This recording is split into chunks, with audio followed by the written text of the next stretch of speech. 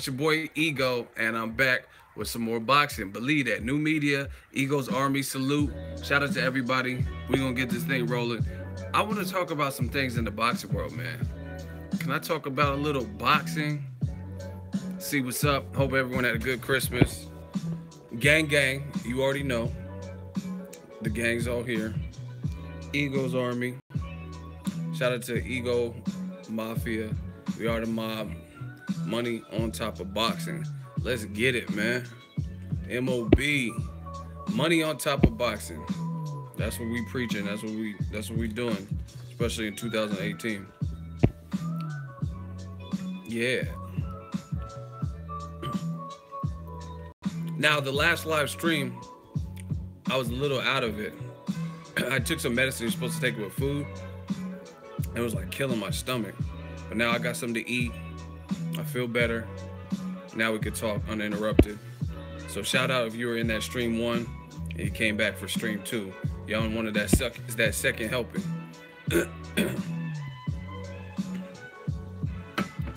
I think Tevin Farmer is gonna get a title shot. Shit, he might get a rematch. He's pleading with the IBF to have them review it or push it.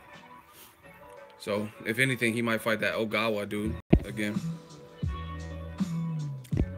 Hey, you a real one, fool. Respect you killing the game. Appreciate that. I am real. See, I was just myself before boxing.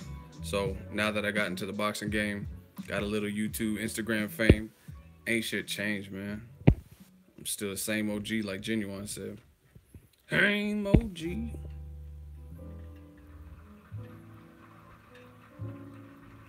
Happy holidays to you too. Hope everybody enjoyed. Everybody was safe. Relaxed a bit. Yeah. 804 up in here. Yeah. Do a roll call. One time for your motherfucking mind. Washington, D.C. Yeah, where y'all at? Where y'all from? Chicago, Garfield Park Boxing. Where y'all at? I need city, states, zip. All y'all asking questions, I'm not answering questions. Y'all know how I do.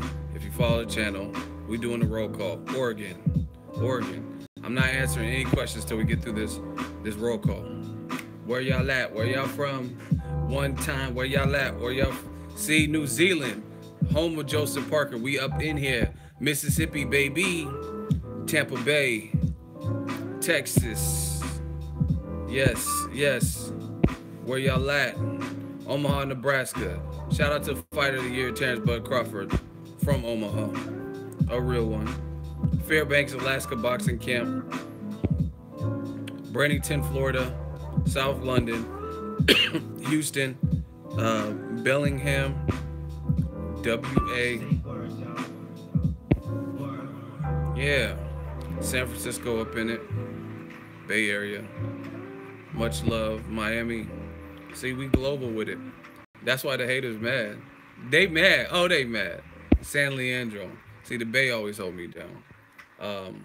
Providence, Rhode Island. Some of these dudes that be doing it, they don't even give respect in their own borough, in their own cities. Man, we do this. And it just ain't a Bay Area thing or a California thing. I get love in different regions. Step your game up. Yeah. Shout out to Fontana. Yeah, I've heard of Fontana.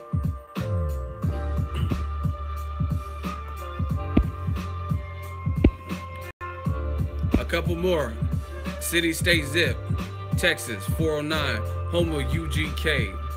Rest in peace, Pimp C. Shout out to Bun B. Go read a book, you illiterate son of a bitch, and step up your vocab. Actually, Mace had this song on his album with UGK that was dope. I forgot the name of it. Fullerton. Rest in peace, Pimp C. Shout out to Texas, man. Now let's get it in. Let's talk about it. Y'all want to talk about Lomachenko, Tank? Y'all want to talk about Wilder, Joshua? I mean, we're going to talk about all of it. I want to know what you guys want to... Shout out to Canada in the building. Alberta.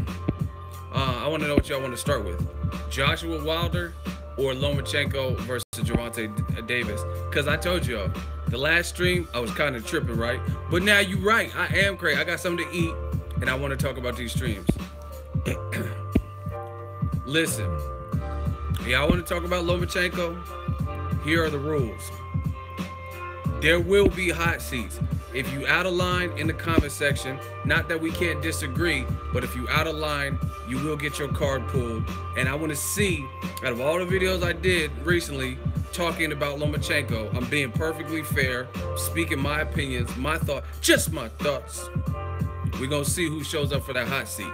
And I want y'all, Ego Army, stand up, listen, be real, be fair. If I get burnt up in the hot seat, you know how many guys I fried? Fuck it. But if I burn them up, just be real. That's all I ask you. Listen to people's logic. Listen to what they say.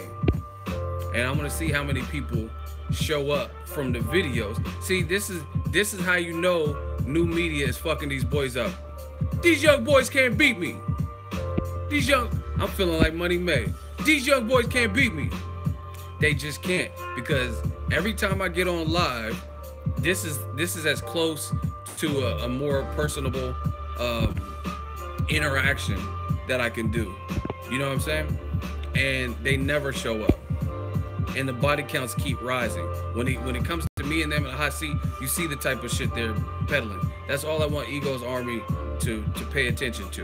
And Lomachenko is a sensitive subject to some, but you know me, I don't duck or dodge nothing. We can talk about whatever, and I'm gonna give you my honest thoughts. You guys can say whatever you're biased. Okay, prove it, because I can prove you're biased. Like the homie that came in the first stream earlier today. He has a picture of Lomachenko, and his name is Lomacheckers or some shit, right? And he gonna say I'm biased or act like I'm biased. Let's go, man. Hot seats coming up, man. Stay tuned, man. While y'all coming in the door, I'm gonna show y'all one of my Ego eye candies. You know what I mean? This little one I posted. Bam! Oh my! Oh Lord! What are they putting in them Starbucks? Oh my gosh! Hell no! Oh my God! What did they put in that Starbucks? Yeah. Yeah. Look at her back. Can't even support. Oh my gosh. Oh my, yeah, I see why you smiling. Hey, oh my gosh. Oh my. Hey, that Starbucks is real, man. I got her name in the, y'all gotta follow me on, oh my God. Oh my God. Who puts collagen in their ass? What are you talking about? Collagen people put in their lips. He said collagen. Hell no. Oh my God. He said collagen. He was trying to say ass shots, but he don't know. He don't know no better. Oh my God. Man, who the fuck is this? Man, let me jump out of that. We trying to see the real. Idiot.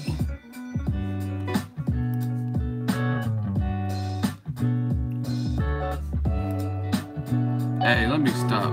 Let's get back to it, man. They put something in the Starbucks. I don't know what the fuck it is, but all the bitches getting the 20 and 30. Oh my God.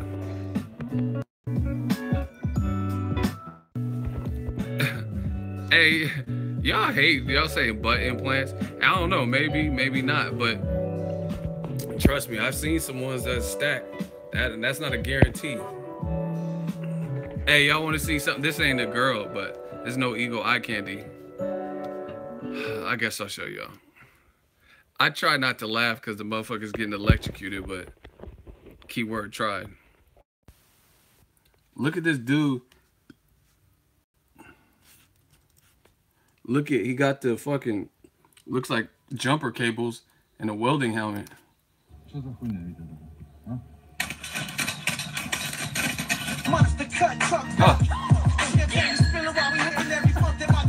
Hey,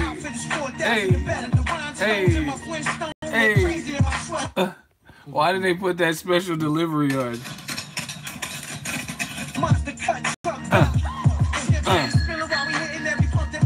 Hey.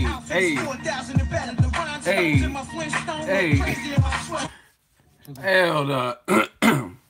They threw on that ghost. I about lost it when they threw on that ghost face killer to that special delivery. That beat used to slap too. He said, Wonder Woman on, Ghost is intelligent. He was like, boom, he was getting fucked up with that electricity. That beat is crack. Y'all see, y'all like this.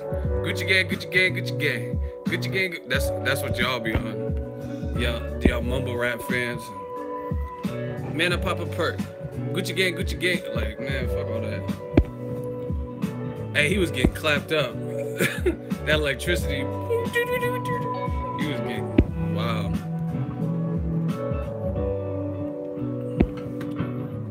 Someone said back on topic. This is my show, goddammit. We ain't never get back on topic. If I want to show y'all cake and people getting electrocuted, goddammit, that's what I'm gonna do. Because it's my shit. Boxing ego, man. Let's go, man.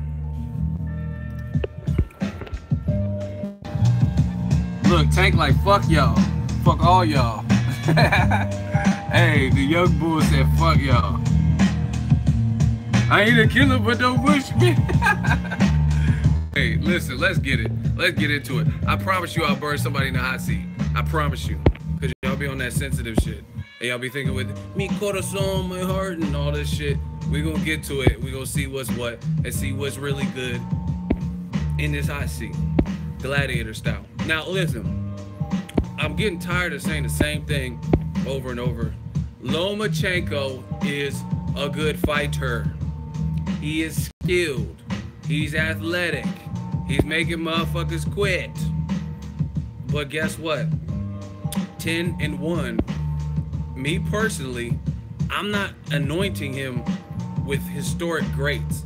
Y'all can do whatever you want. But me personally, I can't do that. Because I didn't do that for Roy Jones, who's my favorite fighter of all time. Didn't do it for Floyd. Didn't do it for Pacquiao. Didn't do it for Roberto Duran. Didn't do it for Sugar Ray Leonard. Didn't do it for Ray Robinson. Didn't do it for the Klitschko's. Didn't do it for Lennox Lewis. They had to prove time and time again what they were about. It's that simple. So Lomachenko doesn't get a pass because he has the best amateur pedigree. Because guess what? That best amateur pedigree didn't prevent him from not getting a loss in his second pro fight. Let's go. Let's go, man. So that's it. And listen, the people who call me haters and racist and Loma hater, all that corny shit, you're not proving me wrong. That's the thing. And two, why would you be in such a rush to anoint a person? All I'm saying is let's see his career. Let's see how it plays out. Hey, some of y'all motherfuckers in ESPN and all that are saying, no, he's the goods right now. He has everything you've ever wanted right now. I'm not doing that. You guys, again, you guys can do that. But I never did it. I didn't make those exceptions for Pacquiao, and he was smoking dudes too, because that's not how I operate. Like, and some people try to make it a black-white thing and all this extra shit. It's not. I'm biracial. I'm mixed. So, you know what I mean? I could play any side of the fence I want, really. But besides that dumb shit, it's not right to the historic greats. Like I said, it's all propaganda. Look at ESPN. Why compare Lomachenko to people he can't fight? Even if he fought Floyd Mayweather, he'd have to fight him at 147, even though Floyd's retired. But Floyd ain't coming down to make 130, right? So why not compare Lomachenko and say the version of Lomachenko that beat Rigondeaux up, made him quit? He would have beat Mikey Garcia's ass, because that's a good conversation opener, and that shit could actually happen. Bob Arum used to represent Mikey Garcia, so he definitely knows him. You know what I mean? And now he's representing Lomachenko. Let's go. Mikey said he's down. Loma said he's down. Called him out. So let's go. You know what I mean? But this is the little sly fox tricks that they do. This is the sly fox tricks that they do to like try to confuse you. Like Pac said at the beginning of my Ego Valley videos, it's like the Judas did to Jesus. They only here to cause distractions. Let Lomachenko's story unfold. You know what I'm saying? Like, let's say me and you guys snuck into a movie theater. The movie's 2 hours and 20 minutes long, so pretty lengthy movie. We sneak into theater 4 and they're playing a movie. We watch 15 minutes, leave, and say, you know what? That's the best goddamn movie I ever seen. No one would do that, right? Because you have to watch the whole thing to understand. You know what I mean? Because I've seen movies that started off real good and they end up getting real dry. I've seen movies that started off very slow and then it got real good. You know what I'm saying? So you got to watch the whole story unfold. So once again, unless you're the old media, you shouldn't have a problem with someone like myself giving Lomachenko props, saying he's talented, he's sharp, he's fast, he's quick on his feet, he's very competitive. But I want to see him keep moving through the ranks. Period. There's no reason to rush his all-time great. We know he's elite for the current crop of fighters. We know that. But I'm talking about comparing him to Floyd and Pacquiao, and he'll beat Tommy Hearn. Come on, man.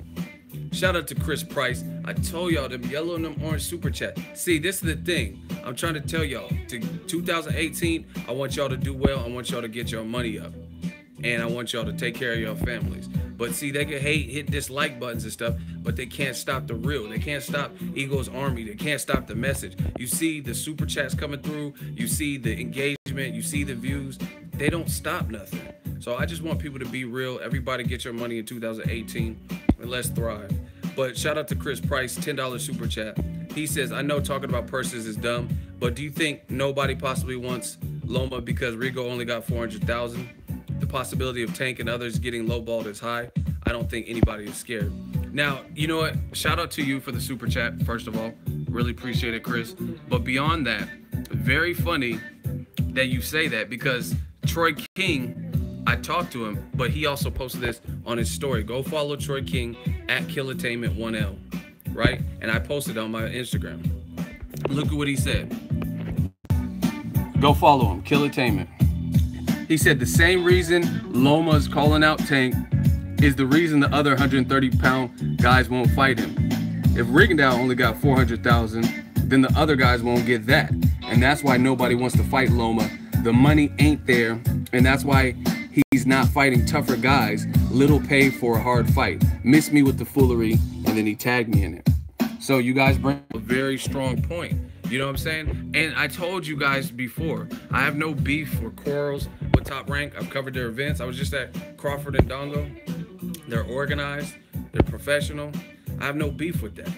But I call it like I see. And Top Rank does certain things with their stars, predominantly, like Pacquiao, like Lomachenko, where it's like a lot of very good matchmaking, things like that. And it's stuff to give their fighter an advantage. Now, I know some of you guys are thinking like, oh, that's boxing, everyone does that. True indeed, but some people do it even more so than others. Like, for example, Keith Thurman versus Danny Garcia. I was like one of the few people picking Danny Garcia, right? I was one of the few people picking Danny Garcia. But with that PBC card, even though Danny Garcia wasn't the favorite and a lot of people favored Keith Thurman, guess what? They both got paid equally. They both got, hold on, I did a video. See, new media, we don't just talk about it, we be about it. This is what I'm talking about, people. Oh yeah, oh boy, hold on. Let me get him. If y'all type get him, say let me get him. That's all I want to hear. Just say let me get him.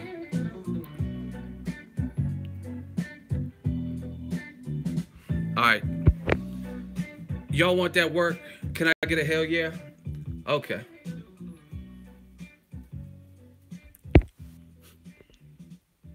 If y'all want that work, can I get a hell yeah?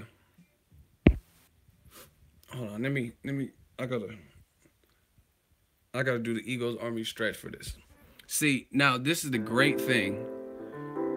This is the great thing with new media, because I'm not just doing this. I am giving you some of this with my personal opinions, but I can also show my work. And the great thing is I work my ass off daily. That's something, I don't care if it's the biggest hater, you can't deny that I be on my grind. I don't give a fuck what no one says. I don't care if you like me, if you dislike me, whatever you feel, you can't knock the hustle, like Jay said. And the great thing is a platform like YouTube, it gives you the opportunity to save your work. So I don't have to, because my account's always in good standing. I'll show you right now. I got all green lights. Green means go. I'm from the Bay, like E40. Tell me when to go. So the great thing about YouTube as a platform is, like I said, it saves your work. Now, to lend credence to what Chris said with the super chat and Troy King, you guys can see my old videos and see what it is, because like I said, YouTube as a platform records my work. Now, without further ado, y'all said, let me get him, let me get him. All right. Anthony Joshua. See, I have a series called Ego Purses. This was a 50-50 split. So this man, Klitschko, got cashed out, and this man got cashed out. 50-50. That's one example. Ego Purses. When Danny Garcia in March fought Keith Thurman, they both had a belt. They got $2 million apiece. They both got, see, PBC's the devil and all this shit, but they both got $2 million for this. Now look, Ego Purses from a year ago, 8,000 views. Ego Purses. Lomachenko got $1 million. $1 million. And Nicholas Walters got 300K. These are the recorded purses per Nevada State Athletic Commission. Go do your research. So once again, $1 million versus 300,000. When Sean Porter fought Ego Purses 8 months ago, when Sean Porter fought Andre Berto, Berto got 1.2 million and Sean Porter got 1 million. So you see how and like this was a good fight on paper and stuff, but like Lomachenko and Rigondeaux was supposed to be like the biggest fight, you know what I mean? Like, wow, we've never seen two-time Olympic gold medalists. And look at these purses, 1.2 million, right? Cotto versus Canelo. That was pay-per-view. Canelo got 5 million and Cotto got 15 million. Plus they got some pay-per-view back-end money. Canelo versus Khan. Ego Purses 1 year ago. Canelo 3.5 million. Khan got 2 million. Plus they both were entitled to some pay-per-view money based on the proceeds, right? Ward Kovalev 1. Ego Purses 1 year ago. Kovalev 2 million. Ward got a better deal. He got 5 million plus some of the pay-per-view split. Right? Lomachenko versus Rigondeaux, 1.2 million versus Rigondeaux's 400K. So once again, like I said, you tell me who won. They see them, they run. So it does make sense. It does make sense. I just showed you multiple fights in the last year or so, right? Multiple fights. And look at Lomachenko. See, this is the problem. See, when I talk about it, then all of a sudden I'm the bad guy and I hate this person, I hate Top Rank, I hate Lomachenko. But these are facts. These are information that was provided by the New York State Athletic Commission, Nevada State Athletic Commission, posted by ESPN, you know what I'm saying? And they say I'm biased, but I just showed you 2 Lomachenko fights and the purses aren't even close. Rigondeaux got 400,000 to Lomachenko's 1.2 million. Nicholas Walters, they negotiated in the summer. He didn't want 550,000, but they starved him out of a fight, gave him no opportunities to fight, and then later on he ended up fighting for 300,000. Meanwhile, Lomachenko, he got, you know what I'm saying? He got cashed out. You know what I mean? And this is not, look, here, just to show y'all. 1 million to Nicholas Walters, 300. You guys tell me, why would a man in the summertime say 550K? That ain't enough for a guy like Lomachenko, right? But then 4 or 5 months later, they renegotiate, and he takes $250 less. What would cause that? What would cause that? Someone within a matter of months for someone to not be willing to take 550,000 because they said Lomachenko's a good fighter and we know what we're worth, and then to later take 300,000 in the same year. Starve out. Shout out to Sura. See, we got people paying attention. See, y'all don't understand the games that are being played. What did DMX say? What type of games being played? How's it going down? So once again, listen to me. This is not hate. I'm not a hateful person. You don't ever hear me talk about specific channels or like calling fighters bitches and stuff. You don't really see that. You know what I'm saying? I'm not a hateful person, but I am factual. And at the end of the day, they keep doing everything in their listen. They're doing everything in their power to sell Lomachenko in terms of he could beat Floyd or he could give Floyd hell. He's the best thing since Muhammad Ali. He's better than Muhammad Ali. He has two-time gold medals. You watch ESPN's telecast, listen to what they say. Nothing but great shit, right? Which is cool. He's a good fighter. But with all of that push, all of that network push, all of that promoter push, Bob Arum's talking about he doesn't know if Terrence Crawford or Lomachenko is pound for pound #1 right now. You don't know, but I do. Like Denzel said, you don't know, but I do. Right? So listen to me. With all of that push, they still are. Nicholas Walters Lomachenko is supposed to be a good fight. Rigondeaux versus Lomachenko is supposed to be a good fight. And look at how much they're getting paid. Look at how much shit. If the going got tough, I might quit too. You ain't getting no, you know what I'm saying, for 300, 400,000. You know what I mean? Like, and you losing too? I mean, you got to look at it. Andre Berto got 1.2 million for Sean Porter, and Sean Porter got 1 million. So when things weren't going his way, he was still trying to, you know what I mean, still in it.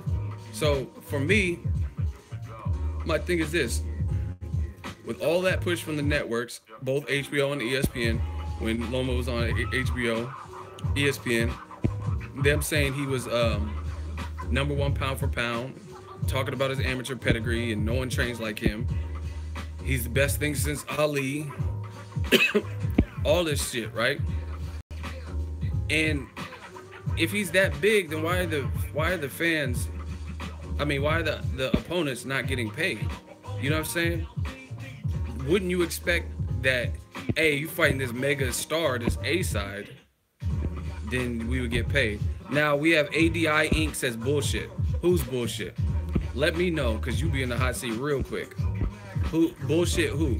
All you gotta do is say my name like Destiny's Child, man. Who are you talking to? The guy that put bullshit. ADI. Who's bullshit? You said Loma's bullshit? What do you mean? Oh, I thought you had a hot seat for me. But anyway, like I said, you see the purses. Keith Thurman, Danny Garcia, they got 2 million apiece. They got 2 million apiece. So even if things aren't going well for Danny Garcia, shit, that's enough to motivate you on top of losing your belt and pride and not having a loss. You know what I'm saying? Like, you're getting a pretty penny. That's why Danny Garcia, do you notice Danny Garcia didn't even come back to fight the rest of the year? He just, you know what I mean? He ain't fought since March. Neither is Keith Thurman, because they just got a cool amount of money. You know what I'm saying? Shit, Rigondeaux gonna have to come back ASAP off of that 400,000 once you pay taxes, once you pay your team and whatever sparring partners, and you know what I mean? Sometimes they rent houses and all types of shit to have camp and nutritionists. So what are we really talking about? So everybody keeps pushing this Lomachenko's this huge star shit, but why is, like, if you fight Joshua, you'll probably get a career high payday. He is a star. If you fought Floyd Mayweather, you'll probably get a career high payday. If you fought Pacquiao, you probably get a career high payday. Tim Bradley got more money in his Pacquiao fight than he did versus Casamayor or somebody, or Lamont Peterson. Facts of life. You know what I'm saying? Maidana fuck around, got fat and retired after 2 Floyd paydays. So you already know what time it is. You know what I mean? But they're doing all this to build Lomachenko as if he's this A-side megastar and he's just like the biggest thing. But then he's the only one eating. Like, I mean, in terms of the paychecks aren't even close. Even Donaire versus, when they had Donaire versus Rigondeaux got like 750,000 and Donaire got a little bit over 1 million, like 1.2, 1.3 million. That's fair. You know what I mean? Donaire had been killing for 11 years. He'd been on HBO main events more. He was more well known, and that makes sense.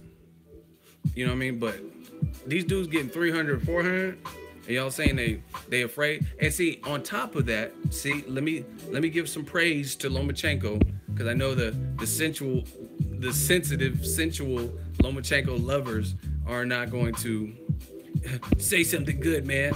Say it. Listen, the other thing is Lomachenko is a good fighter. So you have to understand and put that in perspective. He is a good fighter. Plus, you know what I'm saying, what are we really talking? Same thing with Daniel Jacobs. Listen, moderators, I got a couple in the building. Please police the comment section. If people are out of control and leaving the same comments, right, then please get them out of here. I'm giving you guys the full range to make that judgment. Gang, because I got to keep going and I got to keep talking. So just pay attention, because you guys can pay a little bit more attention than me when I'm trying to conduct it. Shout out to DJ Yo too. So anyway, when you look at it, everyone's, tanks ducking and shit like that. I mean, at the end of the day, it doesn't look like Mayweather Promotions or him are jumping and chomping at the bit to make the fight. But at the same time, he's not a champion. Do you blame him? Lomachenko is a good fighter. And on top of that, you can get your old belt back, which you're in line to do, right? Get your old belt back, and you could go through a guy who's like the Japanese dude, right? And you could handle whatever weight discrepancies or whatever caused you to struggle on the scale the last two fights. Because you guys have to remember, the Leon Walsh fight, he made weight, but it was on his second attempt. He had to weigh in naked or some shit. And then the second fight, he lost his belt on the scale. So figure those things out, and then go the way as a non-champion, as a challenger, especially if you ain't gonna get paid for Lomachenko. Like, okay, put it this way. Name one person, listen, this is how I know I'm burying you dudes. Name one person that Lomachenko has ever fought in his 11 fights that got close to $1 million for the big fights. Everyone wants to talk about Lomachenko's resume, so great. So name the person that got close to $1 million or higher when they fought Lomachenko. All these great names, you know what I mean? Oh, he fought this guy. Okay, so name someone who got close to $1 million. No one. That's what someone says. You guys name it. Who came close to getting $1 million? All these mega fights that you say in bodies he has on his resume, who got close? And this is what I've been telling you with Top Rank. The matchmaking, little stuff like that. Like, real shit. You gotta, like Kanye said, you ain't been doing the education. You mean to tell me Top Rank, Lomachenko, can work with whoever Orlando Salido's people are in Lomachenko's second pro fight, because they were ambitious / arrogant, and they thought their fighter had what it take to dethrone a seasoned guy who had been in there with Robert Guerrero, Juan Manuel Marquez, Yuriorkis Gamboa, Mikey Garcia, etc. Right?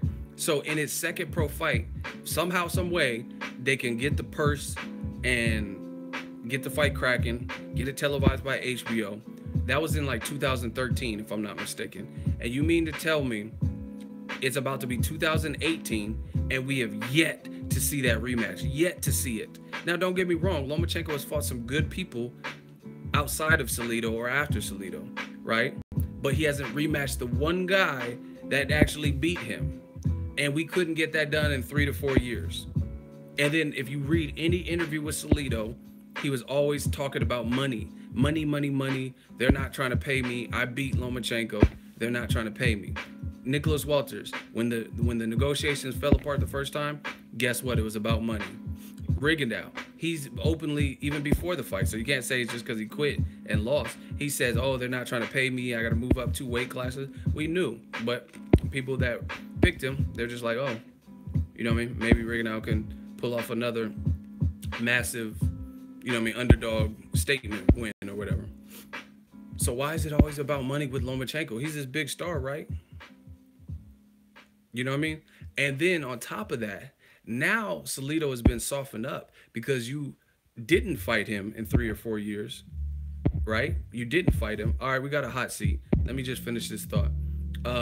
You didn't, for the last 3 or 4 years, you didn't rematch him. Meanwhile, he was fighting Rocky Martinez, then Rocky Martinez, and going through wars with Francisco Vargas, and now Mickey Roman, and shit. And now he retired and unretired, and he don't look like, you know what I'm saying, the same fighter. Now a rematch won't even really prove what it could have proved if you would have rematched him before he went through all the wars.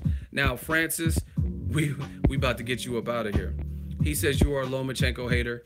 You got the floor. So how am I a Lomachenko hater? What have I said that you disagreed? Now he says I wasn't talking to ego. Now all of a sudden, when the hot seat comes up, you see how people switch? Man, if y'all don't start attaching names to the people you are referring to, then I'm putting you in the hot seat and there won't be no way out. Because I'm just going to assume, since it's my stream, you're talking to me. Because I'm the one doing the most talking. You know what I'm saying? So if you don't say, oh, John Doe 33, you're a Lomachenko hater. You know what I'm saying? I'm assuming you're talking to me. Okay, got it. Please ban me. No problem. Blocked L. Who asked to get banned? That's how I know he was lying. He was talking to someone else. But then why would you say, please ban me? Anyway, we're done with him. That's one body. Let's keep counting. I told you this Lomachenko shit is a sensitive subject. He said, please ban me. Okay, sure. Don't mind if I do. Like, what do you think I'm gonna say? Give a fuck. Anyway, yeah, it is what it is. And see, listen to what people say, people. Listen to what people say. I do a video about Gervonta Tank Davis. I give my thoughts like always. And they say, oh, you're protecting Tank. How the fuck am I protecting him? I'm not his promoter. So if they want to fight Lomachenko next, if they don't want to fight Lomachenko, that don't have nothing to do with me. But that's how I could tell a lot of y'all are too emotionally invested. Like you got man crushes on these fighters and shit like that. You know what I mean? If Lomachenko beats Tank Davis, how does that hurt me? What do you guys really think that does to me or my channel? When have you seen any one fight damage my channel to the point where I stopped growing? I stopped making an income. I stopped covering fights. That's what I'm saying. It's just emotional shit. Oh, you're protecting Tank. I'm not protecting. If Leonard Ellaby wants to negotiate with Top Rank tomorrow to make the fight, go for it. I already told you stylistically it's a good fight. I don't mind the fight. But I did say, yo, we got 200 people in here and we don't have 100 likes. We got to correct this ASAP, because I tell you, the only way to make these live streams sustainable is the engagement. If there's no engagement, then there's a million other things that I should or could be working on. Y'all got to smash that like button. Yeah, people, oh, you're protecting. And what am I protecting them from? If Mayweather Promotions wants to make the fight, they can make the fight. It's not like they're gonna be like, oh, hey, Ego did a video. We can't finish these negotiations. So, I mean, off top, that sounds stupid. Second of all, I still feel the same way. I still feel the same way that I've always said. Cut West, excellent. People just desperately want Lomachenko to fight Tank for the simple fact he's attached to Floyd Mayweather. That's how you know the hate is real. They rather demand that than Loma to unify the other 3 belts. Cut West is the man. I wish I could thumb up comments. That's what I'm saying. See, listen, I was going kind of there, but let me put my little extra spin on it. This is the other thing. I do agree with what Cut West said about it's attached to the guy you hate, so of course you're gonna push for that fight. But if it was like, let's say Manny Pacquiao or Golovkin had a fighter under him, then you wouldn't be pushing for it to happen like that. But since it's Mayweather Promotion and most of these motherfuckers are PBC detractors or Mayweather detractors, never say nothing good about them, of course they're gonna say, oh yeah, Tank, why don't you take it? Tank's ducking, Tank, yeah, Tank, right? Without looking at any of the specifics or anything like that. Another thing I have to add is this. If Lomachenko calls out a person who's a non-champion and they don't really seem to oblige, okay, cool, you won, you gave the appearance that he does. Why are you still calling him out? Once again, why are you still calling him out? If Mayweather Promotions says we won't be rushed, you can't rush greatness, we move to our own beat, He's over there with Top Rank. Let him do his own thing at Top Rank. Lomachenko, boom, boom, boom. Cool. You embarrassed him. You did whatever you did. Why are you still calling him out? He doesn't have a belt. Shouldn't you actually be putting the pressure? See, everyone's like, oh, yeah, come on, Tank. Come on, pressure bursts pipes. They clearly have other plans. Very simple. Very simple for anyone to see, because when it was Tank versus Tevin Farmer, he went at Tevin Farmer's throat, right? When it's Tank versus Ryan Garcia, he said, I'm going to knock you out. You know what I mean? So he's clearly respects Lomachenko, and they have another plan. It's that simple. And I don't blame him with the amount that people are getting paid to fight Lomachenko. Plus the fact that you need to get your weight in order. Plus you lost your title, so you're not really even mandatory to fight him. You know what I mean? And then you have a easier track to where you can develop more by fighting one of the other champions or the guy that beat Tevin Farmer. I mean, who wouldn't go that path? You know what I mean? When you're already ranked within the IBF. The WBO, let's keep it real, that's really a HBO top rank belt. Like, when's the last time you seen a PBC fighter hold that WBO belt? And that's the only belt they have. That's my question to you guys. When have you seen someone who's with Al Heyman that has the WBO belt? Like, you know how Jeff Horn has a WBO and that's all he has? Or Joseph Parker? Name a champion that has only one belt and it's the WBO belt that's with PBC.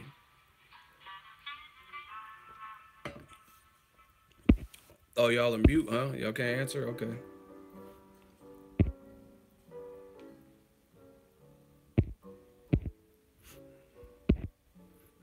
It's a Frank Warren belt. I mean, yeah, Billy Joe Saunders has it. But either way, name a PBC fighter that has it.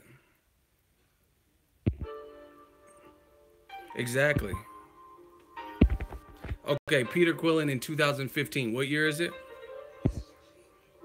And in 2015, Peter Quillen, I think, was on HBO. So that doesn't even really count. So we're talking, okay, listen. I asked for an example, and y'all give me an example of a Peter Quillen. Shout out to my dude, but he hasn't even been an active fighter. So a lot's changed, right? And you bring an example from 3 years ago. That is my case in point. And plus, 3 years ago, I think Al Heyman fighters were on HBO. Period. So now that we got that cleared, you know what I mean? Lomachenko, yes, people are like, oh, but if Tank wants a belt so bad, he could fight Lomachenko for his. It's a WBO belt. I don't know where they even have him ranked. We could pull it up if y'all want. We could pull it up. And he's already in line to get an IBF fight, which the fight's probably easier. He'll be the A side versus that Japanese dude. You already had the IBF belt, and you have no politics or nothing blocking the fight with the Japanese dude, right? Period. You know what I'm saying? So why wouldn't you? And on top of that, Lomachenko is a damn good fighter, and you have to be ready for him. So, I mean, I don't really blame him. If you have discipline issues, making weight, and you're no longer a champion, why would you be going after Lomachenko right now? And the game is so twisted that the people just like the drama of the whole thing, to the point where they're like, yeah, Tank's ducking. What about the champions at 130? What about them? So none of them are ducking. Just the guy who's a former champion and he had the belt for one fight. He's the only one ducking, right? And again, why? My thing is this: you did the damn thing. You try to make a money fight with Tank. It doesn't look like his team is on it. Move on. Now go to who, like, start looking at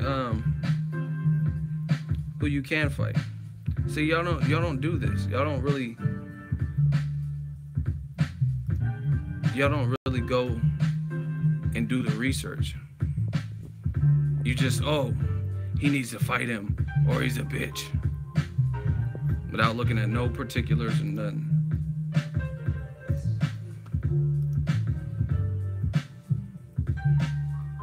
See, and this is why people are mad at new media. Oh, you're biased, new media. This is bullshit. Yeah, it's bullshit because I'm giving you another perspective that you don't want to hear. I'm giving you the perspective that's all factual that you do not want to hear.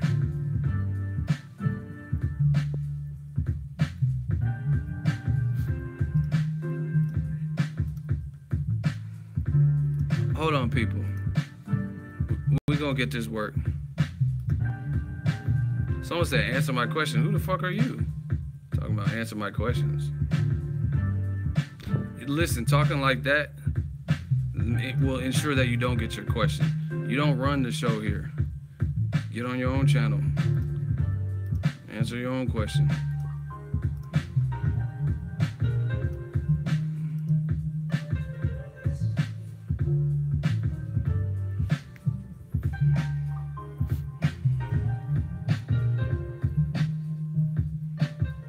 See, yeah. Listen, y'all are some fucking idiots. Because once again, you listen to other people's argument and all this shit, and you don't do the facts. Do y'all want me to put that ether on it? I'm about to fuck these boys up. I told you, these young boys can't beat me. Now, keep in mind, I will say this. I've been saying this. Stylistically, I love the fight with Tank Davis and Lomachenko.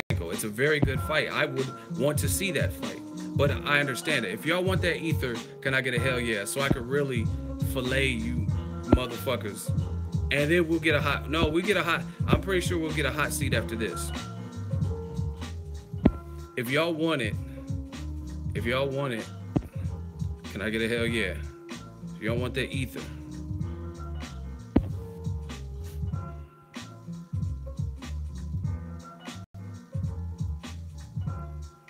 Okay, so y'all want that work. Actually, before I get into that, let me say this. This is the other thing. Aside from the attachment to Mayweather, they know that Tank Davis, they want him right now because they feel like that's probably the best time. He's still developing. He's still young. So they want him right now. Get that out the way before he gets any better, anything like that, before he gets more confidence or more seasoned, anything like that. That's why they want it right now, because they know right now Lomachenko has more experience than Tank Davis, both as an amateur and also as a pro. He's fought the higher echelon of competition, and he has two-time gold medals. And now this is what I'm talking about. Listen to what people say then and now to prove my point. What I'm saying is people talk shit. Tank Davis's very last fight versus Fonseca, saying, oh, his fat ass lost his title on the scale and he looked like shit versus Fonseca. Oh, the Fonseca performance was horrible and it was a bullshit stoppage. So once again, why are you now, months later, because Lomachenko is pressuring a non-champion, now all of a sudden you want to see that fight? But just a few months ago in August, when he fought Fonseca, when he lost his title, you were talking about how he's undisciplined, he was the next Broner, you were talking about how he doesn't take his craft serious, you were talking about how he looked horrible versus Fonseca, and now you think this is the perfect time for him to fight Lomachenko, because once again, keep it all the way funky. You want him to lose. That's what this is about. You want him to lose. He's attached to Floyd Mayweather, and that's why. So you know he didn't look great in his last fight. You know that he lost his title in his last fight because you guys said this shit. You know what I mean? You guys said this shit. So the reason you want him is because Lomachenko has been improving since the Salido fight. Tank has some things he has to work out, and now all of a sudden you want to fight. You think this is the best possible time. Now, when I'm pushing for fights, Wilder's coming off a good performance. Anthony Joshua beat Klitschko and then beat a crafty Carlos Takam. So the timing for that fight is good to me. Keith Thurman, Errol Spence. You know what I mean? One beat Danny Garcia, one beat Kell Brook.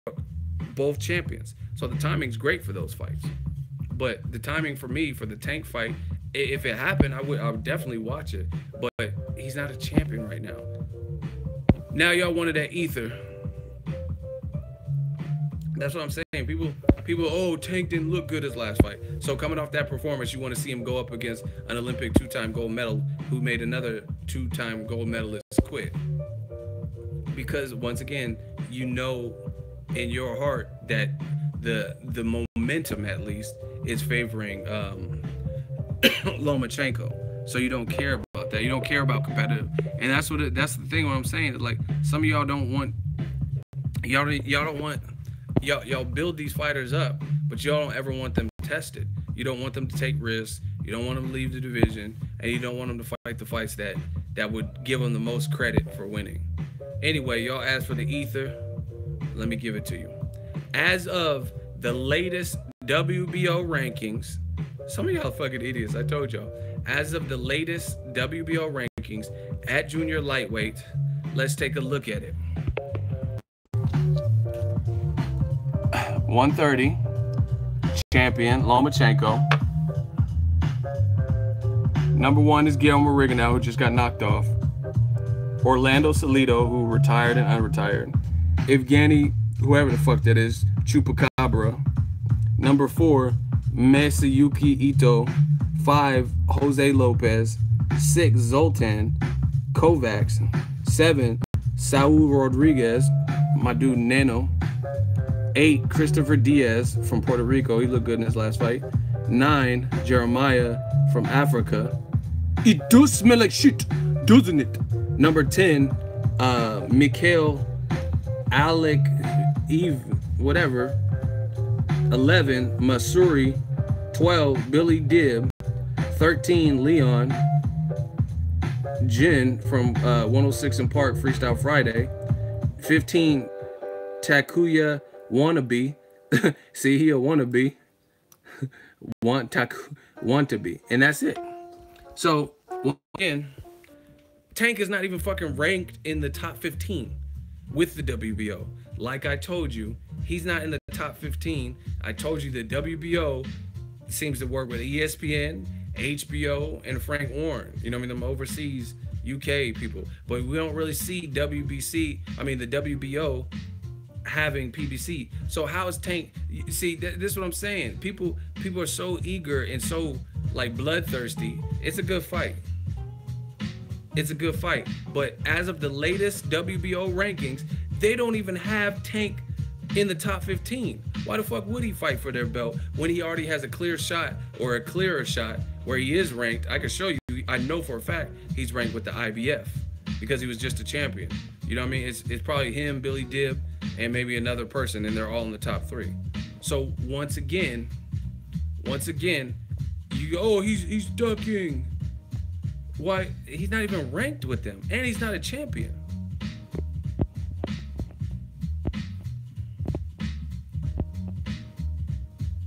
Listen, Ronaldo, I'm gonna give you the option.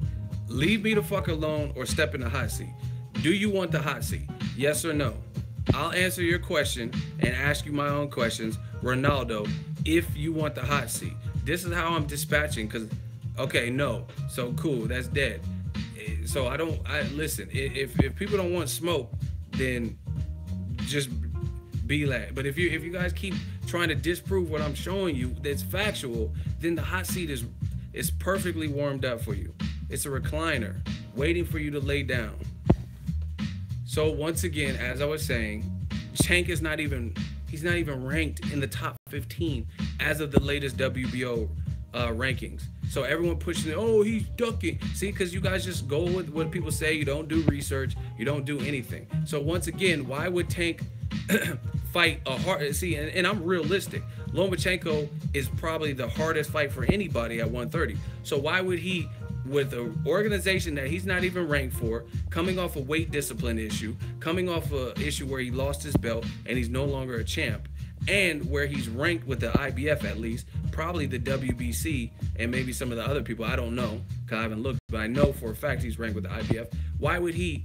And then on top of that, Lomachenko, I just showed you some of Lomachenko's best wins. His opponents didn't get paid shit. Versus if Tank fights the Japanese dude, he'll probably get cashed out. Everyone wants to talk about boxing as a business. So you tell me how that adds up to him jumping out of line with the IBF instead of trying to get that old belt back through an easier course, making more money, and then get your championship. And then if Lomachenko wants to call out Tank when he's a champion again till his little heart's content, then nobody's going to complain. I never have a complaint with people trying to unify.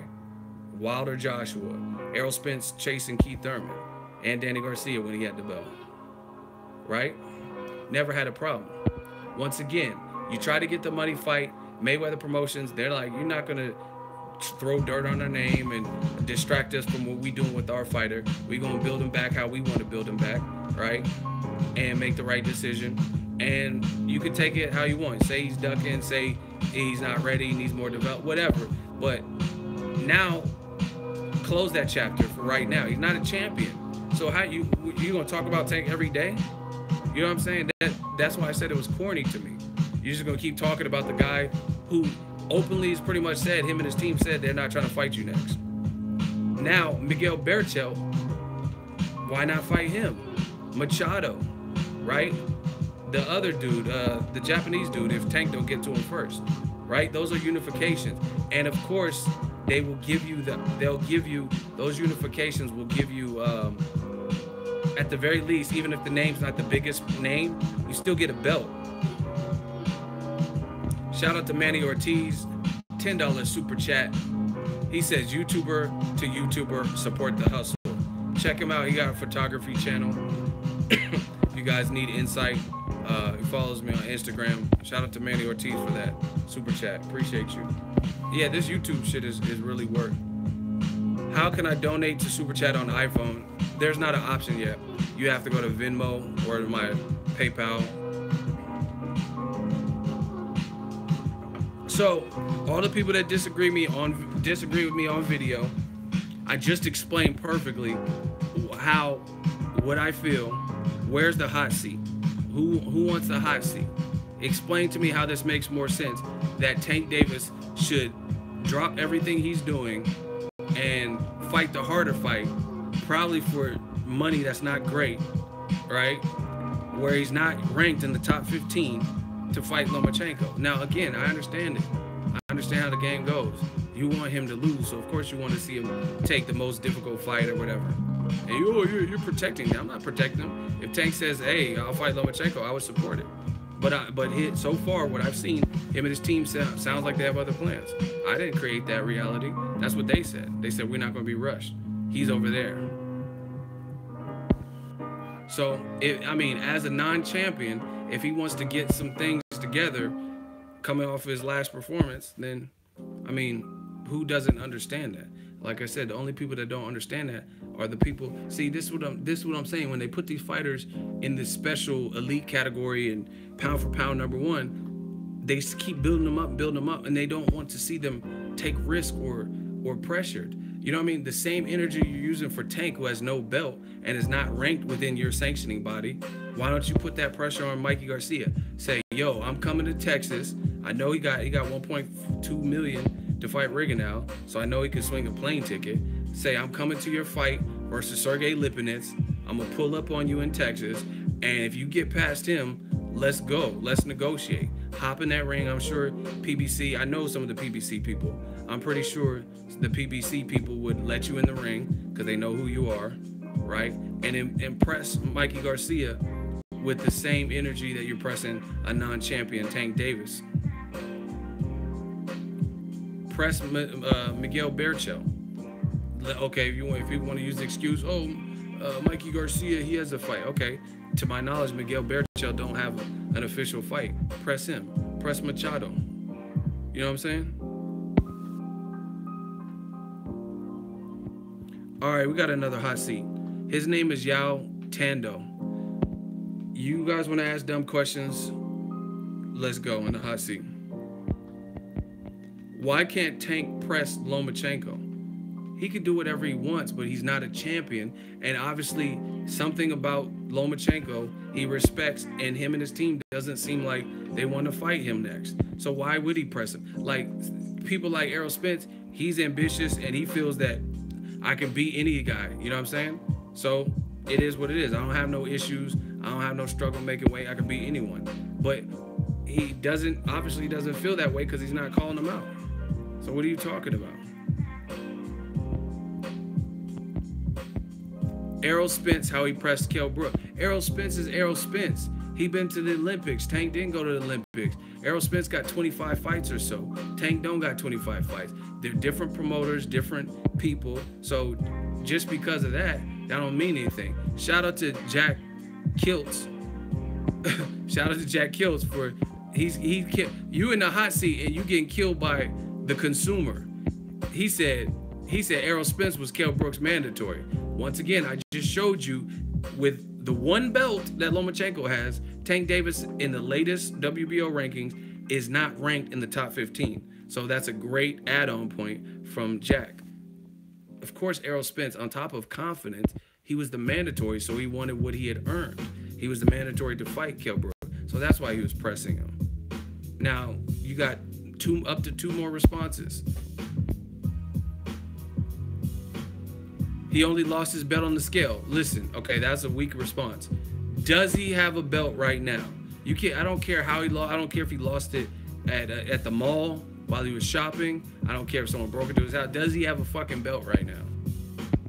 Yes or no? Does he have a belt? I want the Lions to clear out the overrated folks. Well, guess what? I want you to be a Lion and answer my question. Exactly, no. He says no. So he lost on the belt, which is in itself is its own issue. If you lose your title on the scale, then maybe something's not clicking. When Broner fought Ashley Theophane, lost his title on the scale. Vicente Escobedo lost his title on the scale. Mikey Garcia lost his title on the scale at 126 or whatever. You know what I'm saying? So that's the problem. That's something you got to work out right there. You don't have confidence in Tank, bro. I'm not his promoter. What are you talking about? See, once again, back to emotional responses. He's a Lion. Okay. But why? Okay, so once again, I've already explained to you, why should he, coming off a loss with no belt, fight the person who's perceived as the best fighter in the division? Nobody so far that Lomachenko has fought has even got close to 1 million for fighting him. Abandon his own network, because he would probably have to fight on ESPN. I don't know that for a fact, but I would assume they would say Lomachenko's the A side, and they were trying to make it on ESPN. And then on top of that, he's not even ranked in the top 15. So explain that to me. When you could easily try to get your old belt back, figure out what you got to figure out with your weight. Explain that to me.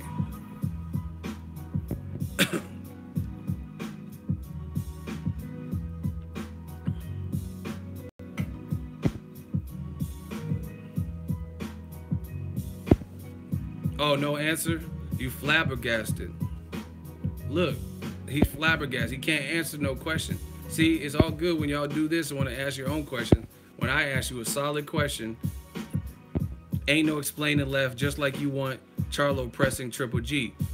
Once again, you listen, I don't knock people's hustle, but people like you don't open a YouTube channel, because you won't succeed on it. Because you guys bring up the worst examples. Charlo is the #1 contender for Golovkin. Gervonta Tank Davis is, see, they want to be new media so bad. They want to be new media so bad. The examples you're bringing up aren't in correlation. Charlo moved up. He did his thing, was champion at 54, moved up, got a #2 ranking, fought the #1 guy, Jorge Sebastian Hyland, and eliminator. Now he's the #1 contender for Golovkin. And he himself is on record. I was there. He said, I want that smoke with Golovkin. Tank's not saying I want that smoke with Lomachenko. And Tank's not the mandatory. So strike 3, you're out. Let's vote. Man, you dudes are getting buried. Y'all always want, that's what I say, they want to be new media so bad. They want to be new media so bad, but it's not. I just showed you. Listen. Tank is not in the top 15. He is not a fucking mandatory to Vasyl Lomachenko. He's not. Charlo is the mandatory for Golovkin, and he openly said he want that work. Tank hasn't said I want that work, and he's not the mandatory. So how is your situation comparable? Loma trying to bully. Exactly. We all see it. He's trying to go after the person who has a name that he feels he could try to embarrass, and it's just for publicity because the fight's not getting made. Thank you for playing. The fans have voted. Y'all want to keep bringing up these examples that have nothing to do with what you're trying to compare. Blocked, L. Shout out to the super chat from Raymond Gillespie, $10 super chat. Keep hitting them with the facts. I appreciate that. $10 super chat. We working, baby.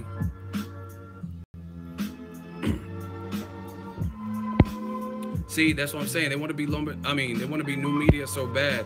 He's like, yeah, just like you pressing for Charlo versus Triple G.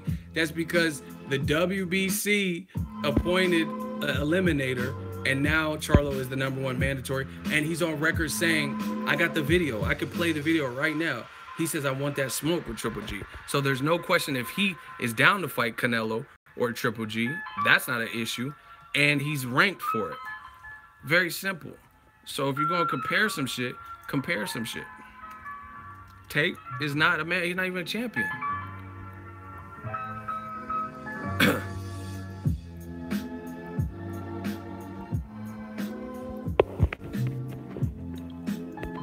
In case anyone was wondering, a month ago, Jamal Charlo puts 160 division on notice. If you the best, let's settle it. Talks Triple G. There's the video.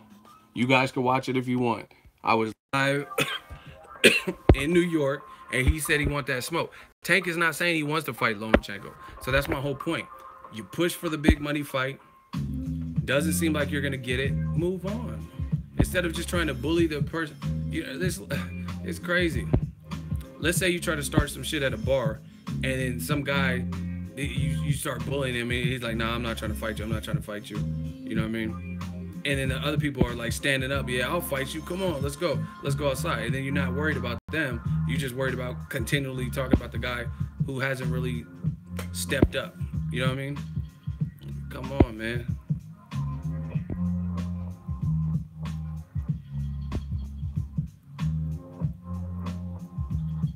Okay, Ego Boxing, stop doing videos with the shades on. You got big eyes, but so what? You got better vision than the haters. That's why you shining, and there are not no need for insecurities. You're the man. Blocked. Listen, if dudes are more okay, dudes don't even care about the content. What's being discussed? They worried about my eyes and shit. You gotta go. I can't. That's like what? He said you got. I had big eyes since I was a kid. I don't give a fuck. He said insecurities. Like bitches like my eyes. What are you even talking about? Listen, I'm not here for that. I'm trying to talk boxing. He's like, oh yeah, take the fucking shades off. You got them fucking big hazel eyes. We know it already. Just let us see. That's creepy, man. I'm really like fuck Lomachenko, fuck Tank.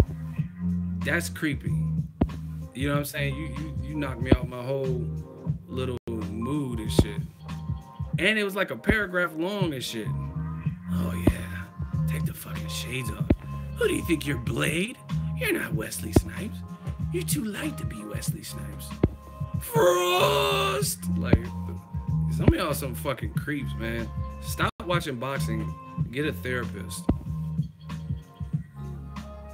Y'all wild sus with that. Take the shades off. We know you have big eyes already. Stop being insecure. Who the fuck are you? You supposed to be my therapist? Anyway, I'm sorry. Yeah, you're not fucking Blade.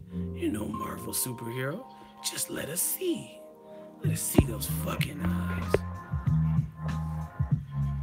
Listen, I'm not finna debate about my eyes to another dude. Long bitches like it, and we winning.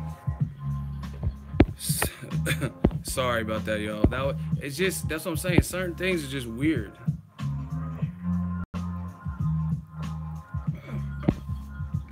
Anyway, yeah, man. Lomachenko. Yo, we're almost at 300 people, and we don't have 200 likes. I know y'all want to leave comments, but y'all got to do that solid and hit that like button. It sounds like people are entertained. I see a bunch of laughing my ass off and emojis and shit.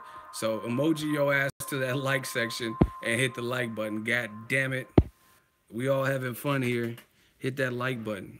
I'm telling you, that's how these streams keep coming. If it gets good viewership and good engagement, then we can keep rocking. We can keep doing this. But it does take some time. So if it's not doing that, then it's a business for me. I got to make sure I'm making the right moves. Instead of being on here for 3 hours, I could kill multiple videos. So y'all got to show me that love on them and the engagement. Sorry, that dude with them eyes and all that. Yeah, we know you got the bug eyes. Just let us see it, man. Like, y'all some creeps.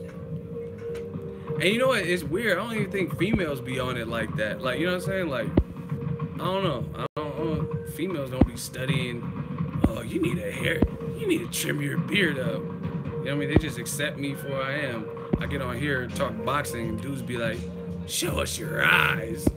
The fuck? Show us your eyes. That's wild sus, man. I don't know. And see, the funny thing is, I'm from the Bay Area, and people always want to make gay jokes, like, "Oh, Castro District, San Francisco." Shit, come to San Francisco, come to Hunters Point, come to Fillmore. Shit is not sweet. I promise you that. I don't know what you guys think. A bunch of fairies running around and shit. I don't know. Pixie dust is not sweet out here. And there's definitely not people like, show us your fucking eyes. Yeah, we know you want to talk boxing, but show us your eyes. EYES. Show us them fucking eyes. Like, wow. Wow. Hold on, man. Y'all worse than animals. I gotta disinfect. I gotta disinfect, man. Y'all trying to, I don't know, man. That's just weird to me. Look, kills 99% of germs. So hopefully it'll kill suspect people too. Like the people that leave that suspect, hopefully that Lysol gets rid of that too. So we can talk about boxing. Anyway, back to boxing.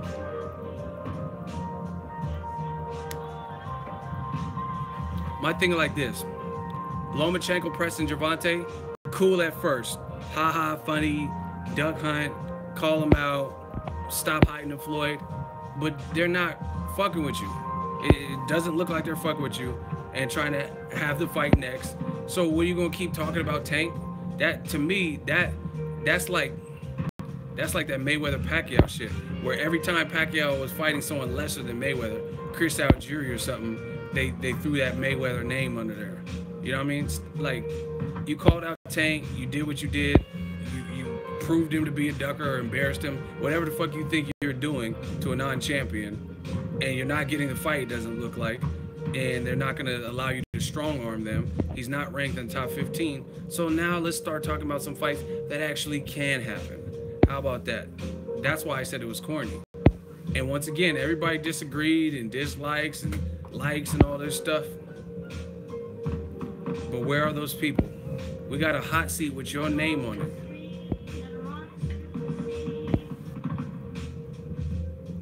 And see, the thing is, to me, the Berchelt fight is a good fight.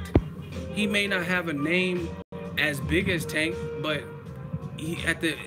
Tank don't have a belt. So there's a trade-off. Okay, Tank is probably a bigger fight based on the names, but he's not trying to fight you, it doesn't look like. Berchelt is a lesser name, but he's been on HBO twice as the main event, right? And he has a belt. So it's still a trade-off. And to me, that fight's easier to make. I think it's easier to make. Top Rank was on HBO. Berchelt's promoters probably can be on any network. You know what I mean? So that's what I'm saying. Like, where's this energy to push for unifications?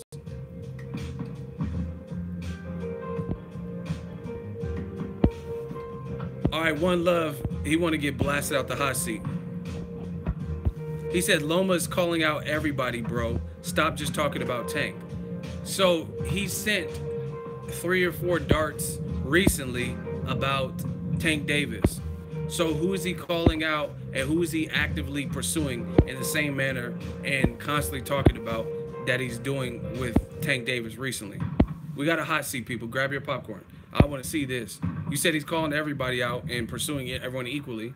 So when show me how to get there. The last time Lomachenko called out Berchelt and said, oh, Berchelt's ducking me or whatever. Stop hiding, Berchelt. He called out Mikey after the Rigo fight, and I ain't never heard shit since. I ain't hear him go at anybody but Tank. See? Real boxing fans. But we'll give you the opportunity to respond as long as you don't take forever. So, One Love, come on, where you at? You said he's calling out everybody. Recently, who is he called out other than Tank? Floyd, stop hiding your fighter. By the time Floyd lets me fight his fighter, I'll be an old man. Oh, duck season. Like, who's he calling out?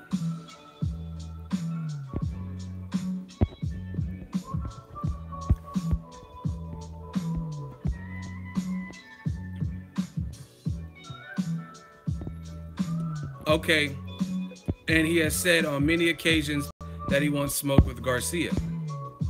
So, do you think he's gonna fight Garcia next? And don't give me no bullshit about Garcia fighting Lipinets, because most people believe Garcia will beat Lipinets, including me, in the fights in February. So they could definitely rumble in the summertime. Do you think Lomachenko will fight Mikey Garcia at 135 after February?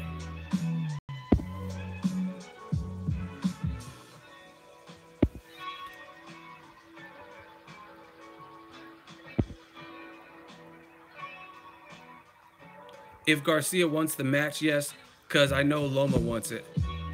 You're full of shit, man. You're already losing because you said if Mikey wants it. Mikey's on record.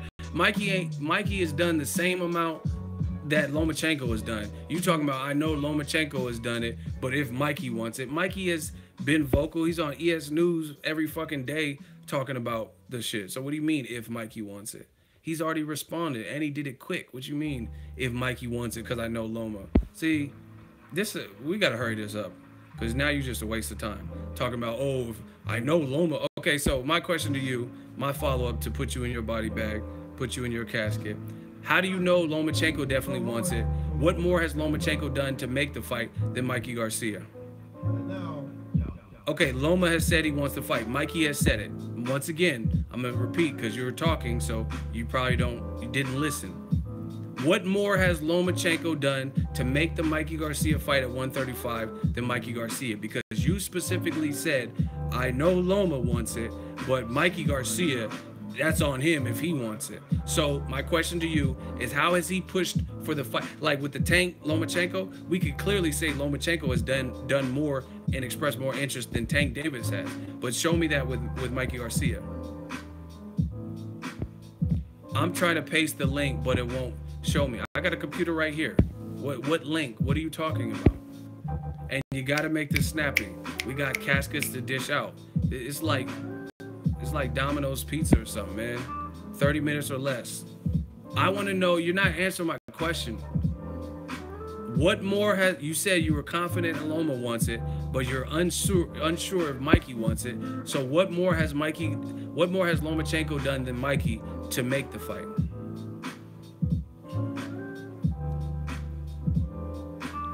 Everybody type pussy.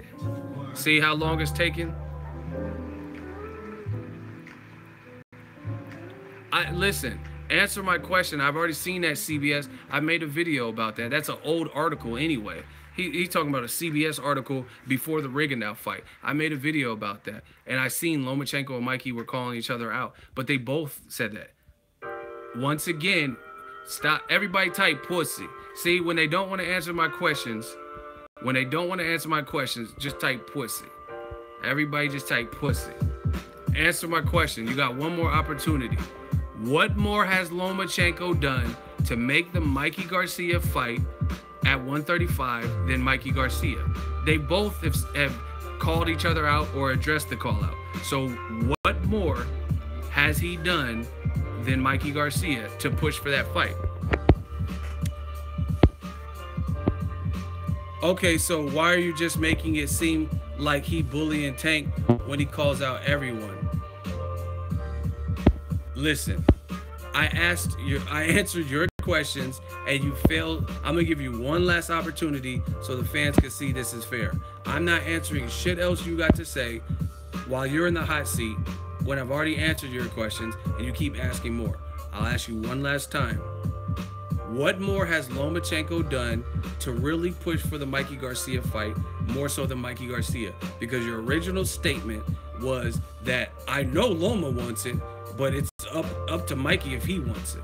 So that means you've seen more interest from Lomachenko's side than Mikey Garcia's side. So I'm asking you one last time, what more has Lomachenko done to push for that fight than Mikey Garcia has done? Because they both called each other out and they both have responded to what other people said. This is your final lifeline. I don't know. I'm not in a circle. I can only go based off of what he has said in interviews. Boom. I think we have completed a hot seat. You talking about, oh, if he really wants to fight.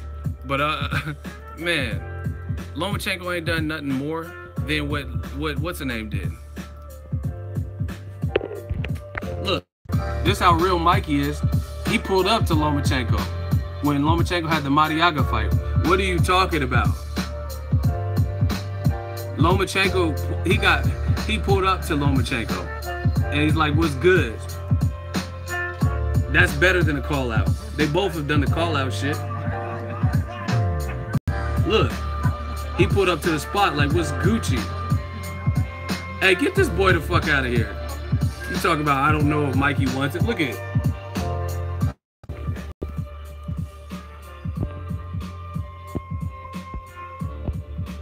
See, now you playing games.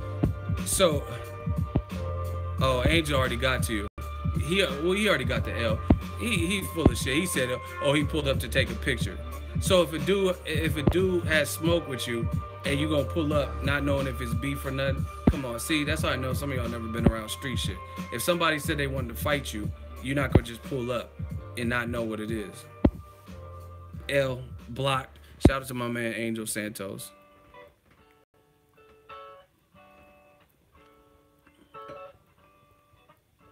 Yeah, Mikey said, "Fuck that Twitter finger. I'm gonna pull up to the spot." And listen to Egis Clemens, who's like, "Hey, what are you doing here?" Yeah, what are you doing here? You're a Showtime guy. He pulled up to the spot, man. So again, Lomachenko ain't done more. That's why he's like, "Why are you saying this? And why are you saying he's pursuing Tank?" Because listen, Tank is not giving the response that, "Hey, I want to make this fight." I haven't heard nothing like that from Tank.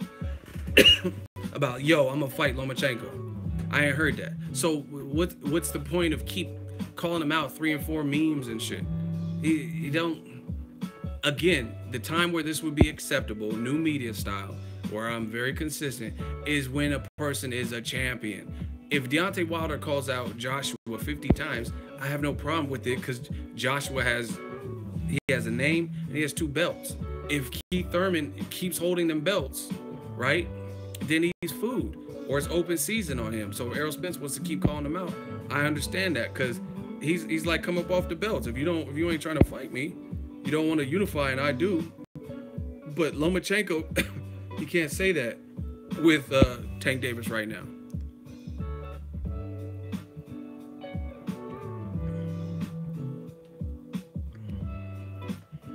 You can't say that. Tank don't have a belt. That's a fact. Tank does not have a belt right now. So that's what I'm saying. Okay, you try to get a good money fight, a good fight for the fans. Tank and his team is not really obliging you. They got their own plans. So you're just gonna keep talking about Tank every day?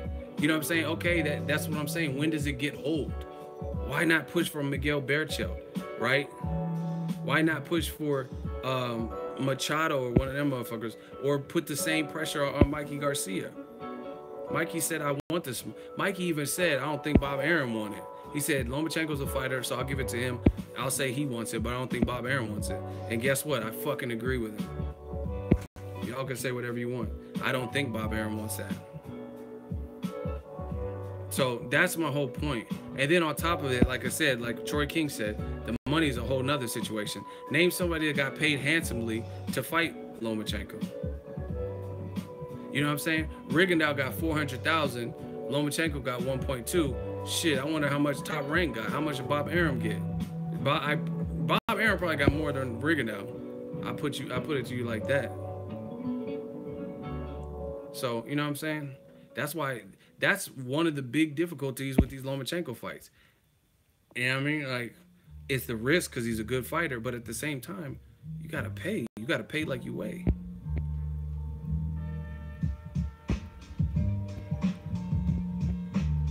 All right. Somebody has my name in their username with a picture of Kel from Good Burger. "Hello, welcome to Good Burger. Could I take your order?" So I gotta put his goofy ass in the hot seat. You claim Loma is a bully when he's just calling out Tank, out who's a big name. Okay, so disprove So why should he focus his energy and keep focusing his energy calling out the same person that doesn't look like they want to fight him next when that guy doesn't have a belt?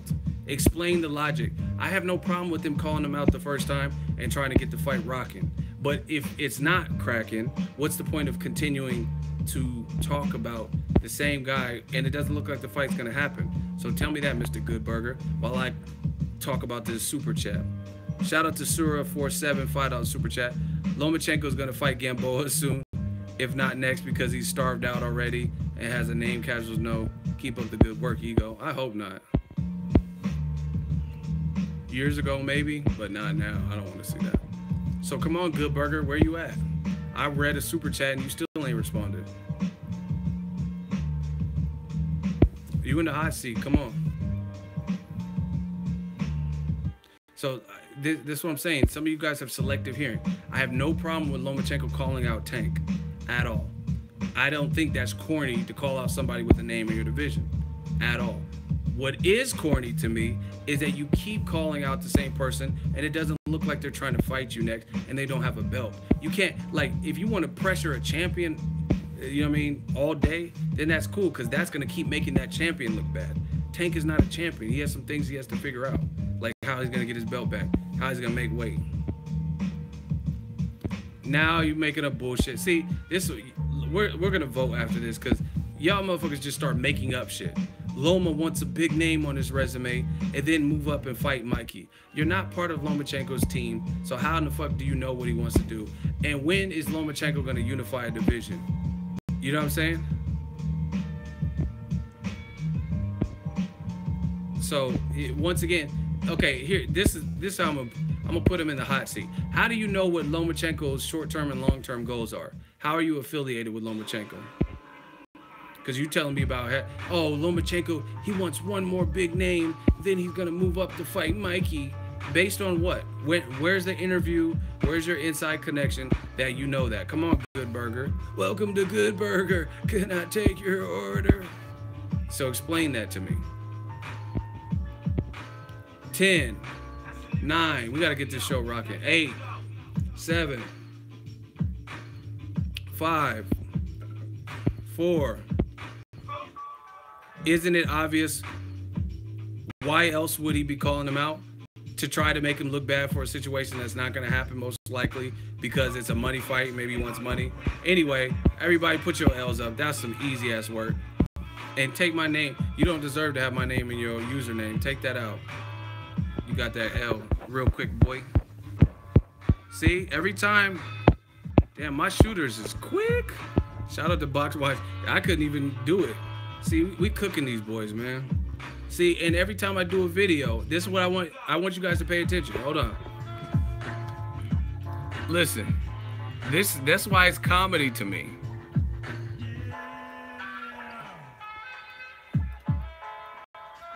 Hold on, people.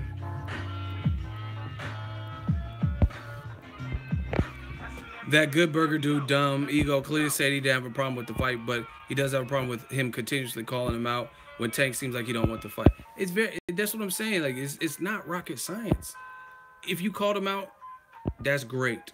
You called him out, but him and Leonard Ellerbe, Floyd, even when he had the belt, let's be real. He's not, they haven't really shown an interest like this is in their immediate plans. So you got to let him be, especially since he's not a champion. Now, if you want to harass a champion all day, that's cool, because he has something that you should want as a champion. And he's in your way at that point. He's in your way because his career path, it's like becomes synonymous. If you want to do what Crawford did, then Tank's next move as a champion, if he was a champion, affects your next move. You get me? Right? Because if you want to be undisputed, you have to go through Tank if he's a champion. Floyd don't want to make Bob Arum any money, and that's another issue that we know of. But see, look it. I did a video yesterday about Lomachenko ducking in the Tank. 137 likes, 151 dislikes. So where are those 151 people? Has anyone seen me get flamed up on the same subject matter, on the same talking points that I made in the video? So So where are the I'm looking for 151 bodies right now. Right now. Big facts. That's what I want you guys to pay attention. I got 137 likes and 151 dislikes. Fine. Where are those 151 people? Everybody disliked it. You know what I'm saying? That's cool. I don't care. I don't get paid off dislikes. And my money's been going up and up, so that doesn't hurt me. I just want to know where they're at when I'm on a live stream and I could talk back. You know what I mean? I can say the same points I was saying in that video and expand on it. And you can expand on your points. And we'll see who's the last man standing or woman in the hot seat. Listen, Charger fam, he says you missing the big picture, Ego. Do you want to be in the hot seat? We'll see who's missing the big picture. Do you want to be in the hot seat? Yes or no? Don't put anything else but a yes or no. That is to Charger fan. Do you want to be in the hot seat? Ain't never ran for no smoke. Okay, great. You never ran, you're in the hot seat. So, how am I missing the big picture? Everybody grab your popcorn. How am I missing the big picture? You enlighten us all.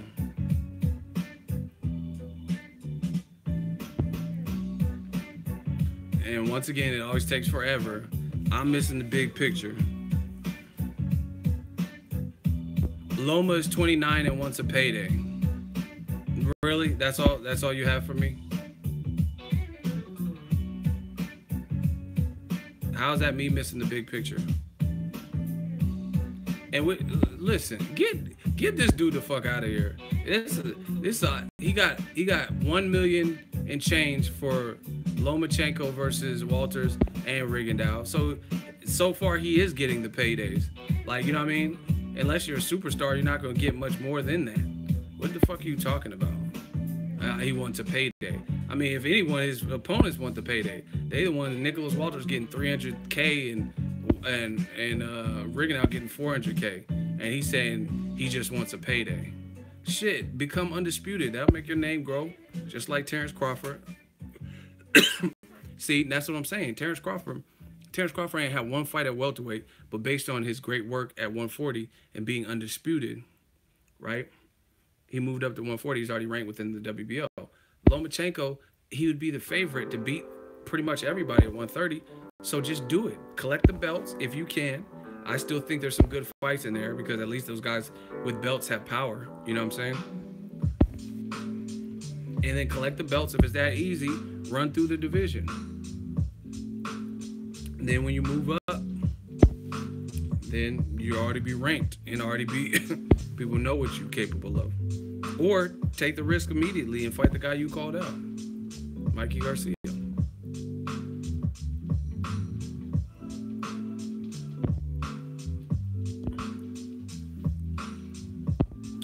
Man, shut your dumb ass up. Fight Facts UK. Arguing with the type chat is a bit unfair, to be honest. It is not unfair. You can make the listen. If I'm in the hot seat, and no one's cutting you off. Like if anything, it be sometimes when people argue and it's on the phone or something. Like I remember Gerald Big Baby Miller and Deontay Wilder were on the same radio station, and they don't like each other, so they're cutting each other off. He talking about, oh, this is unfair. How's it unfair? No one can really cut you off from typing. No one can like, oh, stop. I can't stop and intercept your typing from coming. But if me and someone were on the phone arguing, then I could cut them off. Y'all making excuses. Oh, it's a little bit unfair. You can get the same points out through literature or through talking. You don't act like I have an advantage. All you have to do is make fucking sense. Make logical, rational points. And then you could be a champion and win in a hot seat. Making excuses. Oh, it's a bit unfair, to be honest. Not really. So, like, if you text somebody, they don't get the message because it's a bit unfair because you didn't call them. Y'all sound stupid. Like, if there's a girl, I'm trying to slide through her house or whatever, and we're talking through text, I could get all descriptive. Hey, I'm trying to come over after this game, blah, blah, blah. After this boxing match, I'm trying to come over. I could do it all through text, and you'll know what's going on. But so you're basically, oh, that's unfair because it's through text. Shit. You have to call her so she really knows you want to come over. You can convey any message through a text, through literature.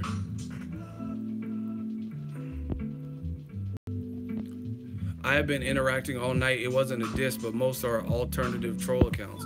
That's an excuse. Listen, good points are good points. And the people know the rules to the hot seat, so they're actually paying attention and waiting for the response. So if you have a good response, it's a good response. But most of the time, the people, they say this stupid shit, oh, you're protecting Tank, you're so biased. And then I put them in the hot seat and they don't really come with anything anew. They're not really saying facts. So that's why they're getting body bagged. It has nothing to do with, because it's through via text or via writing and chat. You talking about it's unfair. If you talk with some sense and have a logical argument, it don't matter. People will resonate whether it's through text or through vocalization. Anyway, I'm about done talking about this Lomachenko shit. Bottom line is, like I said, I have no problem with him calling out Tank, so don't get that twisted. Start trying to change my words. See, I'm very clear what I'm saying. You know what I'm saying? Like, it's not hard to understand and grasp what I'm saying. It's a good fight. I don't have a problem with the fight. But the problem is, one person is trying to make the fight, and the other person and the other person's team don't seem like they have that in their immediate plans.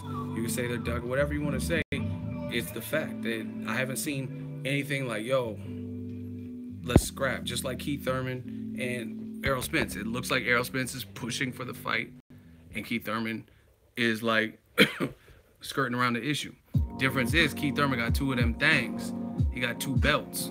So I don't mind Errol Spence constantly pressuring and constantly talking about it, because now your paths are synonymous. If Errol Spence wants to realize his true dreams, which is to become undisputed and the man at 47, as of right now, he has to go through Keith Thurman. If Lomachenko wants to become the man in terms of like undisputed, he doesn't have to go through Gervonta Tank Davis right now. Period. Until he gets a belt. And if he gets a belt and then wants to call him out like, yo, unify or vacate, I have no problem with that. Just like when Julian J. Rock Williams was the mandatory for Jamal Charlo. He said, fight me or vacate, Turkey. I don't have a problem with that. He's the mandatory, he earned that spot. He said, fight me or vacate. But I just showed you, Lomachenko is the champion with the WBO. Tank is not even in the top 15. And oh, he's ducking. Why doesn't the WBO have Tank ranked? Politics. And the other thing is this.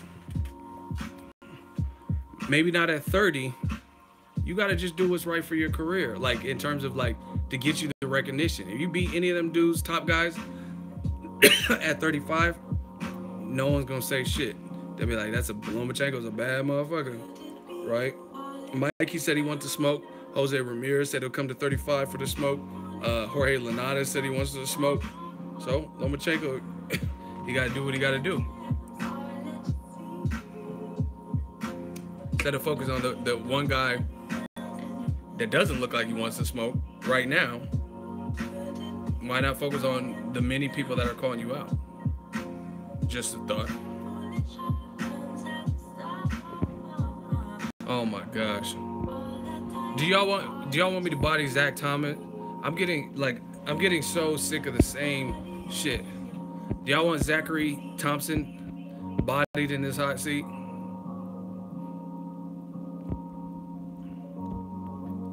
Y'all want A1 since day one bodied, or Zach Thompson? Who y'all want bodied? All right, Zach Thompson. He wants to beat the big names at 130 ego. Okay, Tank's a big name, but he's no longer champion, and he has not responded favorably to fighting Lomachenko next. AKA, they have their own path. So, what do? You're just going to keep talking about the guy that you're trying to pressure to fight is not a champion? Or you're going to go after the other big names, which is my case in point. That's my point.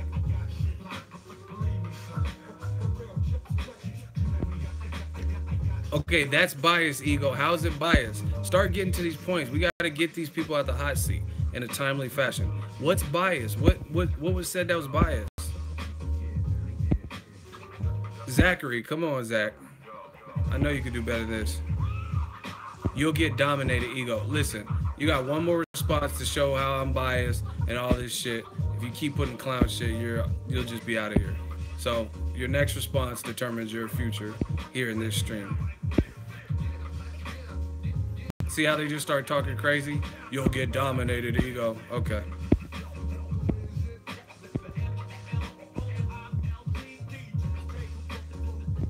Oh, my dude J Dog came with it. He said that's not bias. Tell Lomachenko to fight Mikey Garcia if he want a big name. Boom. That's what I'm saying. There's big name, and that's a big challenge.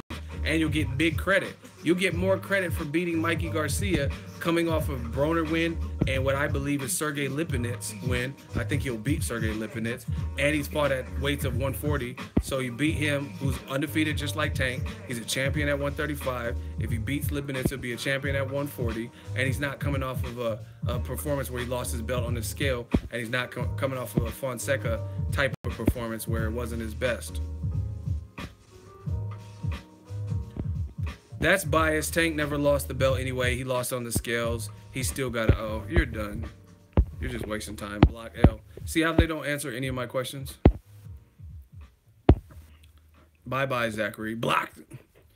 Moving on. Shit is too easy. See, y'all, they just be skipping around. I be saying the same questions. Exactly. Shout out to Pharaoh. He still lost the belt. Why? That's what I'm saying. People keep saying the manner in which he lost it. You are not recognized as a champion whether you lost it because you ate too much tiramisu, if someone knocks you out, if you lose a controversy. The fact of the matter is you are not a champion. These are facts. People keep saying, oh, he still got his O. Yeah, he still has his O, but that doesn't mean he has a belt. He still got the O, but he don't got the belt right now. These are factual things you can prove. So it's oh, that's bullshit. He lost on the scale. Okay, but he still is not a champion anymore. He had the belt for one fight.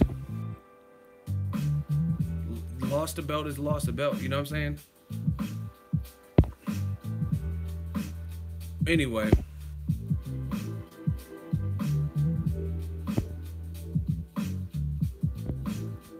Oh, let me body. We got another body bag. He said, what about Thurman? He said, listen, this is going to be an easy one. He says, oh, you keep pushing this narrative that Keith Thurman doesn't want to fight Errol Spence Jr. So you tell me what Keith Thurman has showed you that he's dying to fight Errol Spence Jr. A1 since day one. We're going to see how A1 you are. You're going to be A1 steak sauce. You're getting poured out, leaking. So please explain this to me.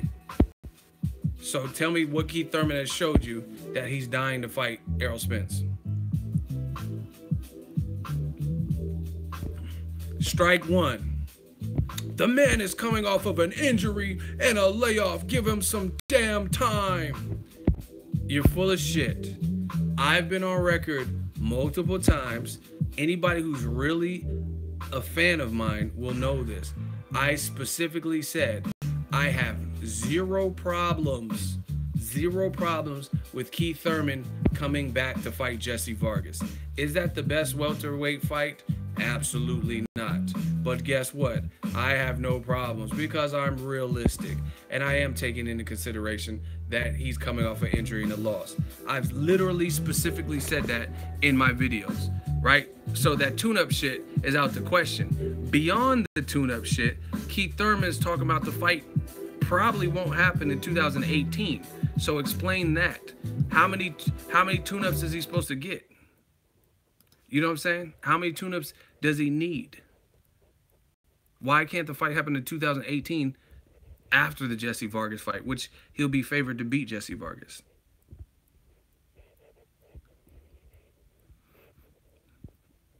See, oh, you're pushing this Keith Thurman.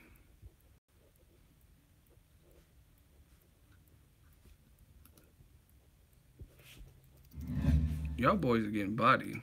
Donations to Venmo Jesse Vargas. Again, this is not finalized. This is something they're negotiating, and it's an industry rumor at the moment until contracts are signed. Why we waiting for this, dude? Everybody type pussy. I want to give my thoughts on this particular fight, and I don't have too much to say about it. I think it's a rightful fight for Keith Thurman. What? He had 2 tough fights. What? I think it's a rightful fight for Keith Thurman. Oh shit! You know you done fucked up. You know you done fucked up. Everybody say you know you done fucked up. You know you done fucked up. Keith Thurman versus Jesse Vargas, possible next fight. You know you done fucked up. From December 20th. You know you done fucked up. Listen to it again. I think it's a rightful fight for Keith Thurman. He had 2 tough fights back to back. Okay. Gotta give him credit for that. Okay. Sean Porter, and that was a fight of the year type. And then he also fought Danny Garcia next, right? So that being said, he announced he had some kind of elbow spurs or elbow injury that required surgery. You know you done fucked up. Then he got married in Nepal. He was street boxing some kind of way, even though he was coming off this surgery.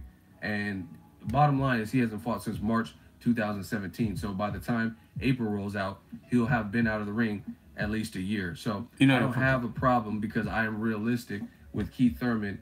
Oh shit, you done fucked up. Because have a problem. Oh fuck. Have a problem. Oh my. Have a problem at least a year. So I don't have been out of the ring at least a year. So I don't have a problem because I am realistic with Keith Thurman. All things considered, coming back off an injury, you got to see how that works, and coming off a year-plus layoff if it happens April 14th to fight a guy like Jesse Vargas. Okay. Oh my gosh, the body counts keep rising. I thought you were A1. You like bingo numbers, you like B10, you ain't no fucking A1. I just said it in my video. It's already timestamped and postmarked. I said I have no problem with the Jesse Vargas fight.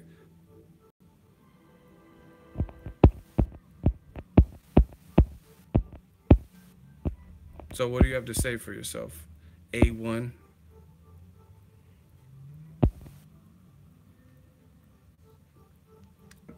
So I completely. He says I already responded.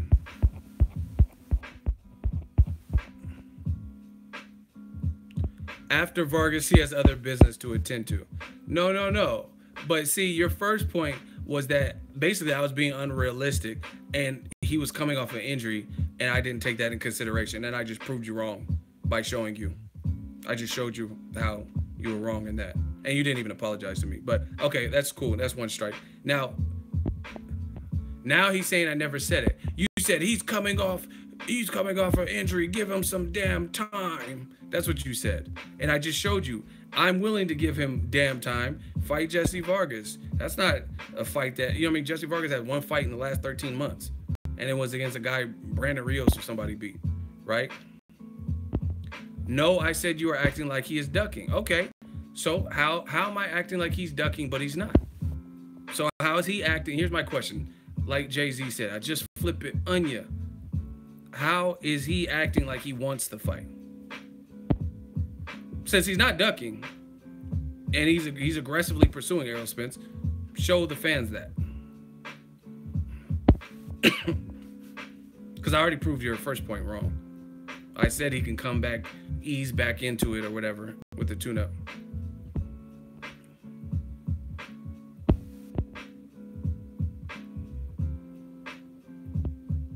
Okay, now let me just, he wants that, I gotta wrap this up.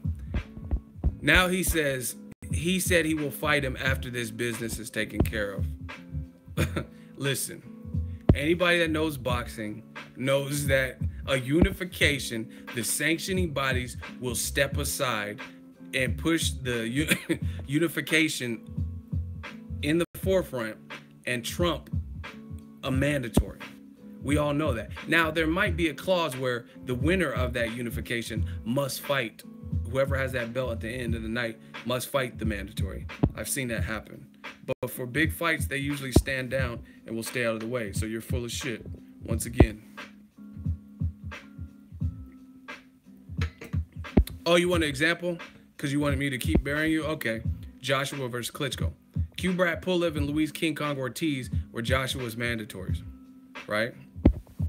And guess what? They were not only willing to make Klitschko fight one with Joshua, they were going to make a rematch. The only reason it didn't happen is because Klitschko retired. So once again, he was going to get put on the back burner. Kubrat Pulev was going to get put on the back burner twice, at least twice, while he was the mandatory. You know what? Because it was a big fight and it was a unification type. Well, actually, it was a fight. It was just a big fight with 2 belts because Tyson Fury's old belt. Man, can y'all give me some harder work? This shit is too easy. I responded, bro. You're about out of responses. Okay, he still needs time to get reacclimated, so why not take care of his other fights? You're full of shit. You've already lost this one. Now he has to get reacclimated. So how long is that you can fight if Golovkin fought 3 times in a year before. So why don't you fight Jesse Vargas, fight Sean Porter, if you beat him again, and then fight Errol Spence? You automatically pushed it out of the picture. And I've seen the interviews. Keith Thurman says, oh yeah, I know, I've been in boxing a while and I see how this stuff works. And 2019, real? Like really, bro? When you could just fight 3 times a year. Fight Sean Porter. Okay, fight Vargas in April. Then fight in July or some shit. Fight Sean Porter. And then fight. He didn't say no 2008. All right, let's get him out of here. He's lying now. He says it will happen in 2018, but Fight Hype got an interview right now where he says, I don't think it'll happen in 2018. Did somebody block him already? Did A1 get blocked?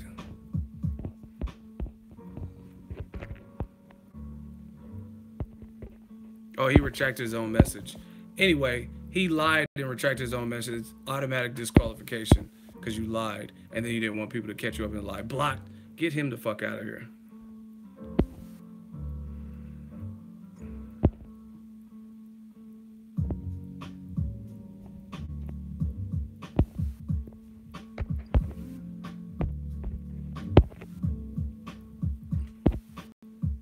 Some of you guys, they want me to lose in the hot seat so bad. I'm like Floyd Money Mayweather. I ain't losing in this shit. He said, some guy said, I just blocked him too. He said, so when you block someone, are you ducking them? How am I ducking them when I fucked them up in the hot seat and then block them? I can understand if I'm like, they drilled me in a question and I had no answer and I'm stuttering and I just blocked them anyway. It's not how the hot seat works. Learn to keep up, people. It's really not that hard. It's a very simple process. Listen, Keith Thurman, love him to death, interviewed him, but it does not look like he wants to fight Errol Spence Jr. What champion is like thrilled about fighting his mandatory? Like talking, like foreshadowing. You know what I mean? Even before the Jesse Vargas, you have to get past Vargas. You know what I mean? And he's talking about his mandatory. Oh, I know how this works, and they're probably going to make me fight my mandatory. You want to fight your mandatory. That's what it sounds like. Because who does that? You know what I'm saying? Like, you just keep... Joshua kind of did the same thing with Wilder. He's like, oh, I got my mandatory. Like, why are champions, like, so happy with mandatories? Like, I understand you worked your way up. You worked your way up or whatnot. But... like, the mandatories happen when, like,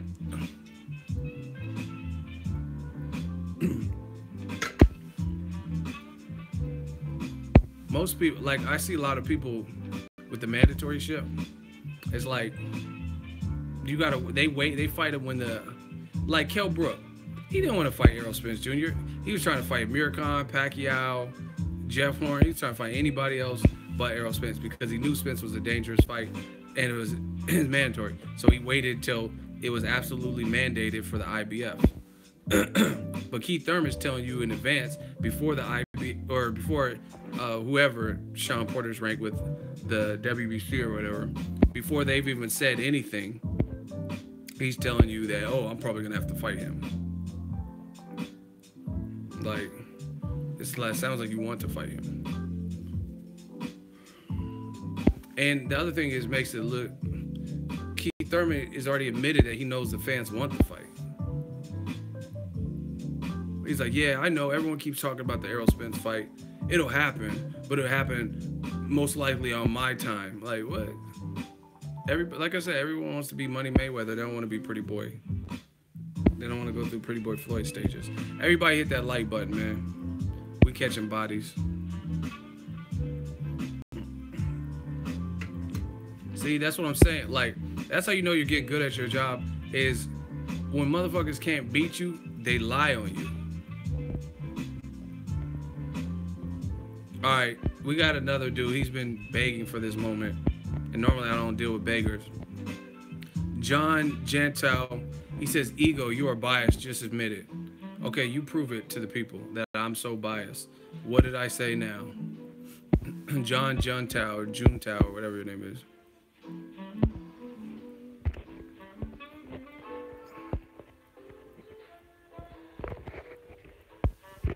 So what's so biased?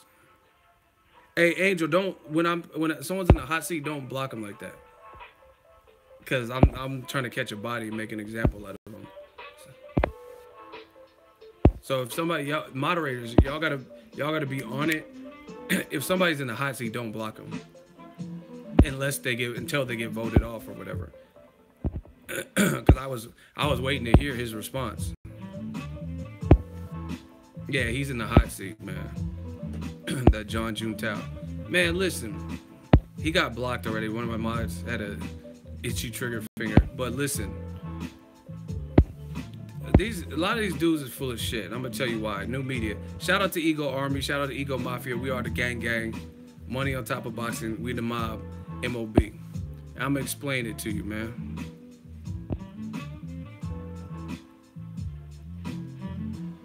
You got Goon Squad out. Shut your dumb ass up. We're gonna get you out too. Shout out to Ego Mafia, man. But listen, this is why people are full of shit. Is back-to-back dudes like, oh, Ego, you're so biased. My question is simple. Why are you here? Like, they say I'm biased in every video, right? Because I'm not saying what you want me to say. And I'm biased. Why are you checking this thing out? Why are you subscribed to it? Like, I don't get it. You tell me. Like, if you don't relate to someone, like, I could understand. Like, let's say it's ESPN or HBO or Showtime, and you're like, oh, they're biased. HBO broadcast fights, and I cover fights. So I have really no, I'm at HBO's mercy, and, like, that's the commentary team, even though I think they're biased. But there's a billion YouTube boxing channels. Why come to mind if I don't know shit about boxing and I'm so biased and things like that? Then why even be here? You know what I mean? Why don't you go to? There's plenty of channels saying the exact opposite of what I say. And see, this is what you got to analyze too. And this is not really being cocky. It's just a fact. But listen to a lot of people that if you listen constantly, they say the exact opposite of what I say, right? Then why aren't they doing better? If that's what the fans want, and they're speaking the real, I'm just speaking some bullshit, then they should be smoking me. I should be, you know what I mean, trailing them. If they do similar videos where they're doing commentary videos, right, and they're saying everything that's accurate, then I don't get it. Like, they should be killing me, right?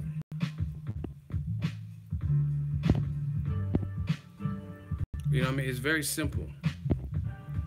Like I said, a lot of people that say the opposite. Oh, PBC, they're the demise of PBC. This shit sucks. They can't pay their fighters, and nobody wants to watch these mismatches. Roman Chocolatito is number one. See, I give credit where credit's due. I said Chocolatito's solid, good dude, but you notice I never put him on number one pound for pound. Where are all those people that have YouTube channels and Jim Lampley's and all of them? Where is their affinity with Chocolatito now? Where is it? Where are all the Chocolatito? Because I made videos. I'm like, how is Chocolatito number one? And people were mad and hating the videos, and you're biased, and some people were loving the videos. But where are those people now? You know what I'm saying?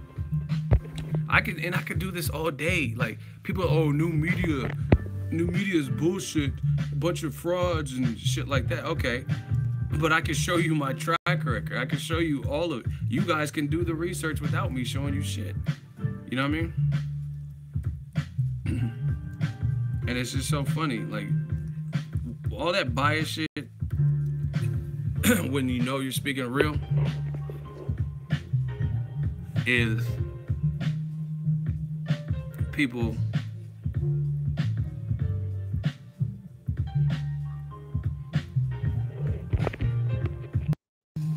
look 9 months ago. So is Roman Chocolatito Gonzalez still pound for pound number one, like HBO and ESPN said after losing, or Andre Ward? Paulie Malignaggi said the same thing. Roman Chocolatito can't be pound for pound number one. Kovalev Ward winner is. Look, a year ago.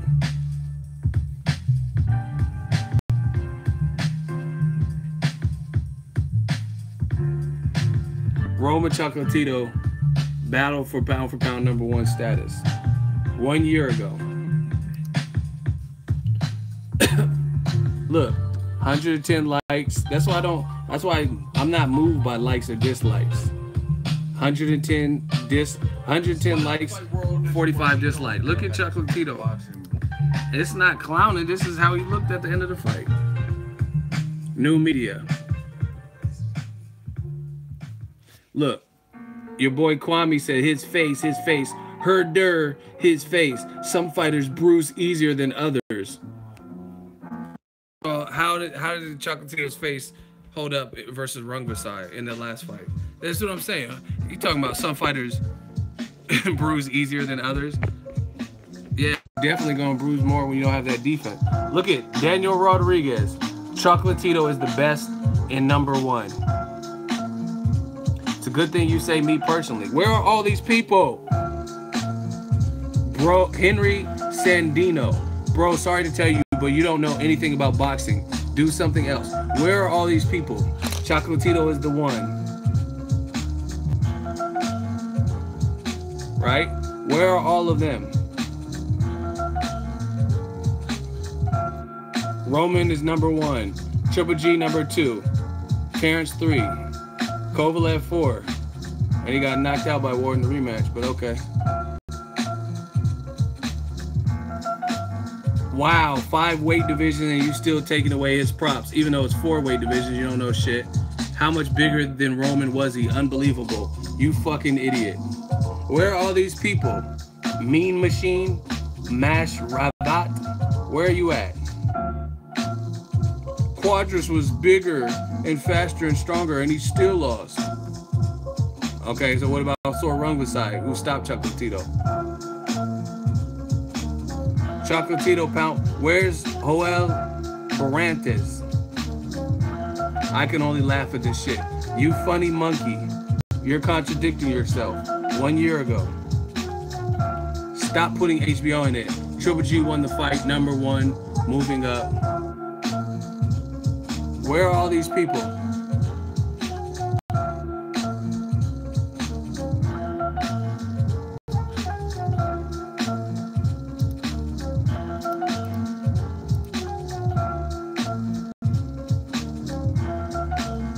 Roman just moved up to his 4th weight division and dethroned arguably the best guy. Did he dethrone Rungvisai?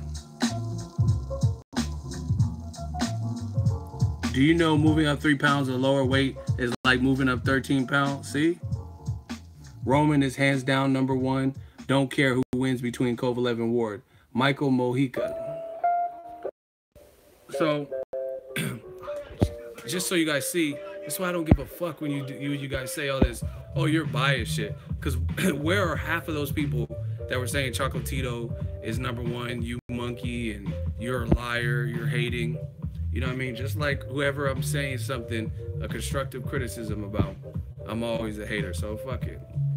Whatever. I don't know if I'm coming to Texas for Mikey fight. We'll have to see. But once again, where are those people? I'm biased, and I'm still right here saying the same thing. Chocolatito lacks defense, and you guys got to see it in his last fight. He was out of it from the opening bell.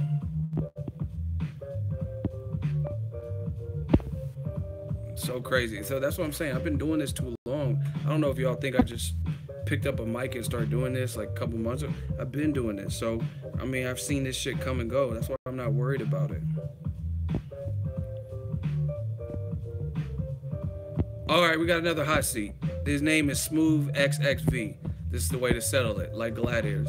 I don't think you're biased, bro. I just don't understand some of the things you say. What don't you understand? I'll clarify for you right now in the hot seat. Very simple. So, what don't you understand? You're in the hot seat. Everybody grab your popcorn.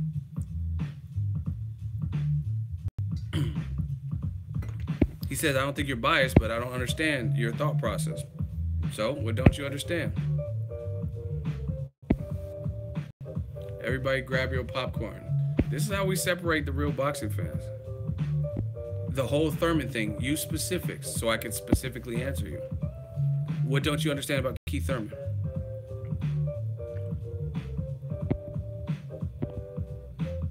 I don't get it. Be specific. Because I'm not just going to start freestyling about Keith Thurman. Like the last dude said, listen, you got to put together English sentences. What don't you understand? I don't know what the last dude, I catch so many bodies, I don't know what the last dude said. So I'm asking you, since the last dude is no longer with us, we had to pour out a little liquor. So I'm asking you, what don't you understand so I could, like, what better way, like, okay, if you have a problem with your grade, and then you go up to the teacher after class, are you going to not speak and, like, not answer? You know what I mean? You're going to ask him. Basically, you calling him a ducker. Listen, you don't understand. Does it, look, I'm going to ask you very simple. Does it sound like Keith Thurman is anxious to fight Errol Spence Jr.? Yes or no? If so, if yes, explain why. Do you think Keith Thurman is in a rush, or he's excited or anxious to fight Keith Thurman? Since you don't, Mr. I don't understand. Does he seem anxious to fight him?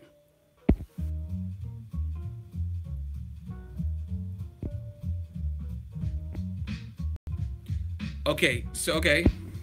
Yes, and I'm not even bullshitting. So what has he done or said, or tell me how to access what he said that makes you feel that he's really trying to make the Errol Spence Jr. fight?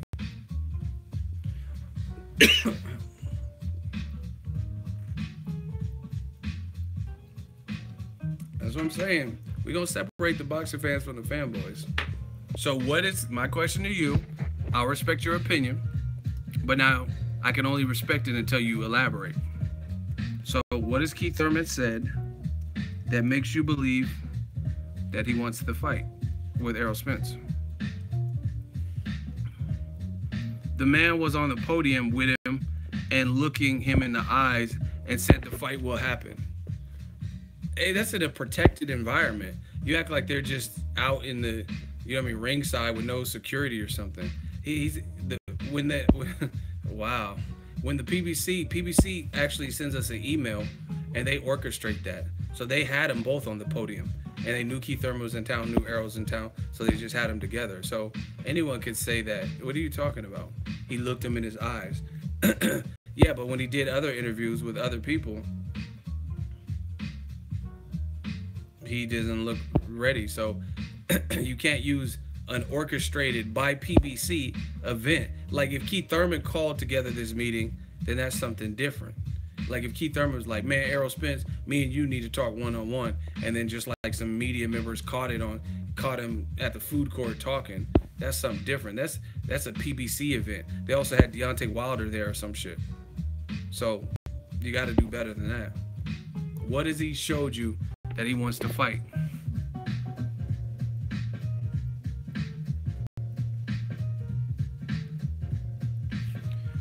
I just like the fact after Spence got finished talking, he stopped a reporter to clarify something Spence said and made sure he wasn't scared. You got to get to your point, because see, that's what I'm saying. Some of y'all, oh, I don't understand. You don't want to understand. You're talking about a PBC orchestrated press conference. And that's your, what about the 3 interviews that Fight Hype has done with him since then, where he said other stuff that he didn't say on the podium? You know what I'm saying?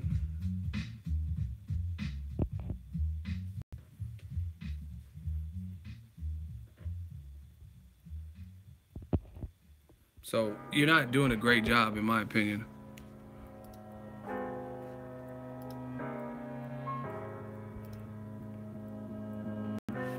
Oh my gosh. Back to the fans who are now promoters. He says a year isn't that long, bro. 2019 will be a good time to see that fight. See, once again, now it sounds like the issue is someone says smooth, you not smooth at all. Now it sounds like, once again, the issue's more with you than it is with me. You talking about I don't understand your logic and I don't understand your thought process, but does anybody in here understand what you're saying? You talking about 2000? Listen, it's not even 2018, and you talking about wait another 365 days with no date, with no promises, with no nothing, and it's not even 2018. You talking about let's wait a whole nother fucking year in the sport of boxing? That's like why? Why would anyone? That's like, yeah, we could wait if we wanted to. Wilder Joshua, so they can make that in 2022. Fuck it. Let's just be in the Jetson era where we're on spaceships when Wilder fights Joshua. What fan says stuff like this? The fight's hot now. They're being mentioned with each other now. The fights are synonymous now. And you're telling us, even though we haven't even entered 2018, oh, just wait till 2019. Wow. Yo, you're getting burned the fuck up. Is this real life? He says, I want to see the fight when both of them are ready, not when one is not ready. Let me get this straight. So the guy with more belts, 2 belts, and the guy with the better resume, Diego Chavez, Sean Porter, and Danny Garcia versus just Kell Brook, right? In terms of like the big names. So how is the guy who has less of a pro resume and less belts, how is he the one that's ready? And you saying I want to see it when they're both ready. How is Keith Thurman not ready when he's been in the spotlight longer than Errol Spence? Not looking good for you. ZP Goldman, $5 super chat, gang gang. Since Thurman Spence probably won't happen in 2018, who can each of them fight next? I got a hot seat, so I got to answer this, and I'll get back to that. You can donate money if you see a dollar sign. If not, you have to go to the page and do Venmo. All right, you're done. You're just wasting people's time. Bro, he's injured and coming back. On top of that, he has other obligations like the other dude said. Bro, he has a injury. Look.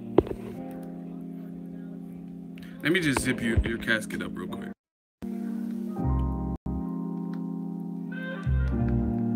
Keith Thurman admits Errol Spence fight definitely on hold till 2019, not on his to-do list.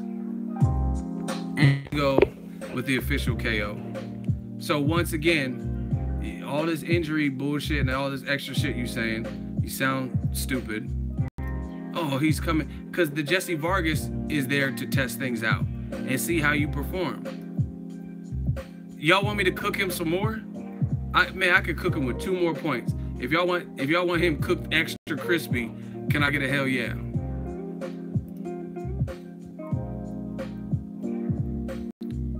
Listen, if y'all want me to cook him extra crispy, can I get a hell yeah? Okay. I'm gonna cook him extra crispy for y'all. He talking about injuries and making up bullshit, like to excuse this. So I just did a video on this. Amir Khan, somebody who's been knocked out multiple times and coming off a brutal knockout, has no belt. Amir Khan loves Keith Thurman fight after a March tune-up. So whether you rate Khan's chin or not, you can't deny the man's heart. He's coming off an injury too and a brutal knockout. And guess what he's talking about? Whether he can beat Keith Thurman or not, he's showing, I love the Keith Thurman fight after a March tune-up. Damn, homie. So you talking about injuries. Keith Thurman can come back and fight Jesse Vargas. Amir Khan's coming off an injury too, and he's been out of the ring longer than Keith Thurman, and he got knocked. He got brutally knocked out where snot came out of his nose when Canelo hit him. I seen snot just come the fuck out of his nose. and he's still trying to get work. Whether you think he could beat Keith Thurman or not, he's like, yeah, give me a tune-up. I'd love to fight Keith Thurman. But you're saying that Errol Spence, I mean, for Keith Thurman, because he's coming off an injury, he got to wait till 2019. Why is Khan showing the heart like, like, yo, even though I just got knocked the fuck out and I've been on an injury and a long layoff and was in the jungle doing reality TV shows, give me one tune-up and I'll fight Thurman. I mean, until otherwise proven, we got to go with what he's saying. But even, you see, and it's not even otherwise proven because at least he's saying it. At least, look, this is something tangible. I love the Thurman fight after March tune-up. So if it came to negotiations and he backtracked or something, then you can address that at that point. But he's at least putting it out there. Keith Thurman's talking about 2019. Whoo, you getting sliced up. Now, y'all said you want him extra crispy. I got one more point. Deontay Wilder, he got his hand fucked up in the Chris Arreola fight. Right? He had metal pins placed in his head. His very first fight back was against Gerald Washington, an undefeated fighter about his height, in shape, and stuff like that, who beat him mere months. I thought he beat him mere months, or I think they said it was a draw, right? So coming off of that, that was his comeback fight. And then after that, he was trying to fight Luis Ortiz, who failed a drug test and the fight got postponed. So how come Wilder can come back and his tune-up is an undefeated guy, unlike Jesse Vargas, and then he was down to fight Luis Ortiz and Ortiz messed that up, and then he ended up fighting his mandatory Bermane Stiverne off of an injury and the longest layoff of his recent career.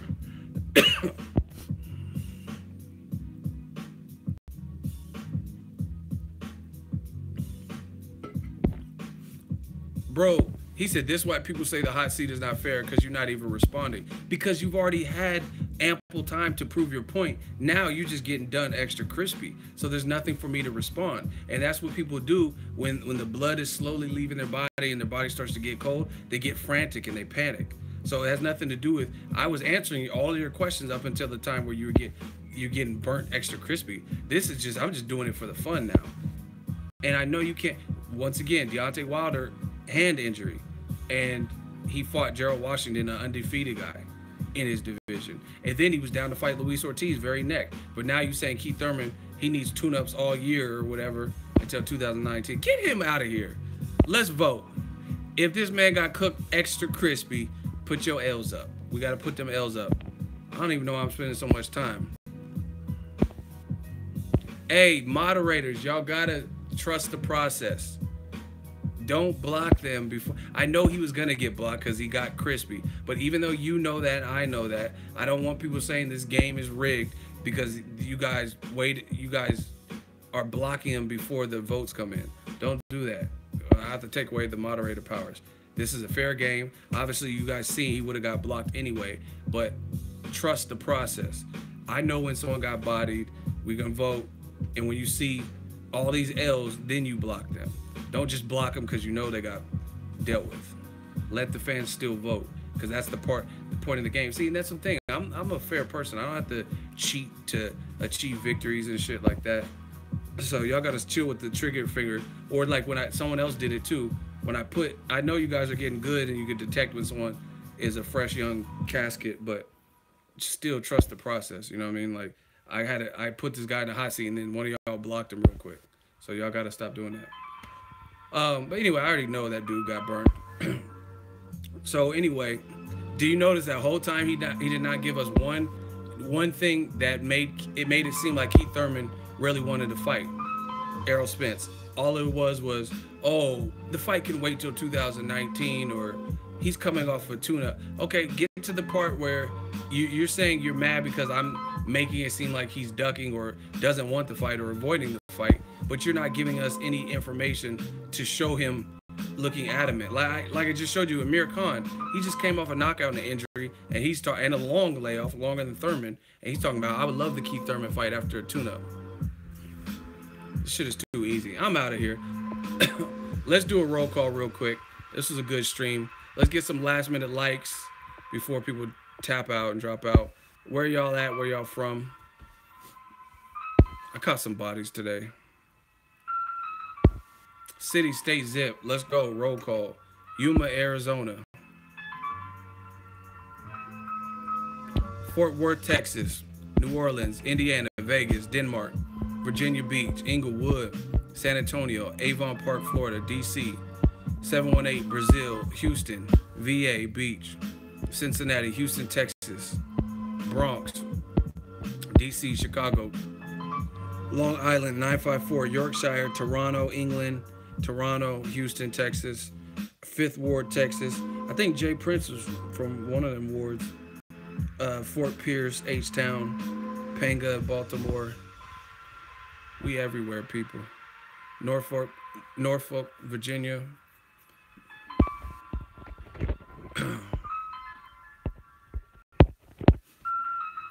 Yeah, man, let's get it. Leeds. Yeah, man, boxing is a good place. We got to keep it there. Martinez, California, Toledo, Chester, Atlanta. Yeah, man. We gonna restore the feeling back in this boxing game. But it's been real. Let me know your guys' thoughts. Yeah, I got a last second block too.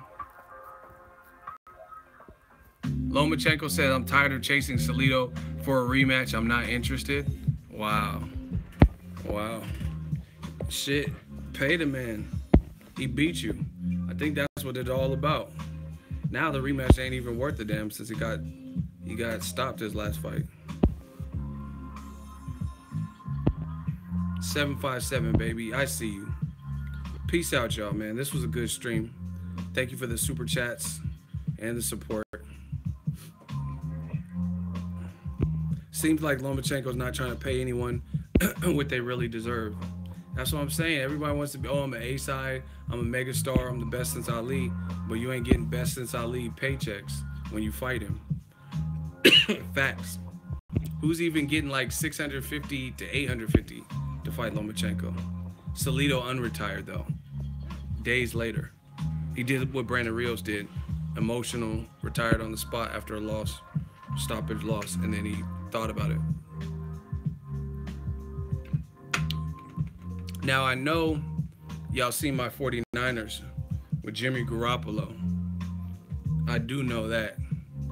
Garoppolo looking like young Brady out here. We back. Y'all hating on Jimmy G? See, the Bay Area is back, people. He's undefeated since he came in the game. Jimmy G getting it done for us. Shout out to Garoppolo. He was threading them balls in. Never mind, that sound. Pause. He was hitting his target. Pause. Y'all get it. Y'all know what I mean. Man, very interesting to see Lomachenko's next fight. I will say that. It's going to be very interesting. You know what I mean? Because he's already proven to be good to the point where Miguel Mariaga in a lower division coming off a loss, who wants to see that? You know what I'm saying? Like, who wants to, like, literally, who wants to see that? And the fans be saying the same recycled rhetoric bullshit. Oh, but Floyd Mayweather and Pacquiao, who are they fighting 11 fights into their career? But guess what? Floyd Mayweather was a world champion at 21. Who was Lomachenko fighting at 21? Oh, shit, that's right. He was in the amateurs. So, I mean, you can do that all day. I mean, and it don't matter because, like I said, Canelo, he didn't fight nobody real until probably his 40th fight or so. You know what I mean? Where he started getting into the bigger names. But he still has a better resume than Lomachenko. It just took longer to get because his journey was different. He had to learn on the job.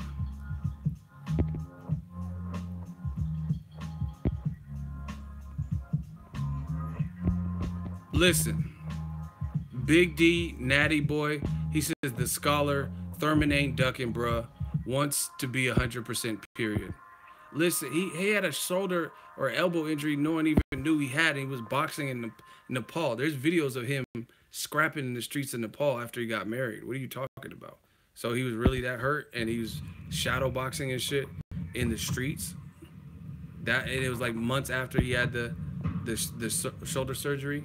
Bottom line is, to me, I think Thurman is thinking like he's Mayweather retired, Pacquiao is not looking the same, so he feels he got the 2 belts and he proved himself really well in his last 2 fights. So now he feels like he's earned the throne, but it's not the same. You haven't done what Floyd has done. You haven't done what Pacquiao's done. You know what I mean? Yeah, there's a video of him boxing in Nepal months after, maybe even weeks after he had that surgery.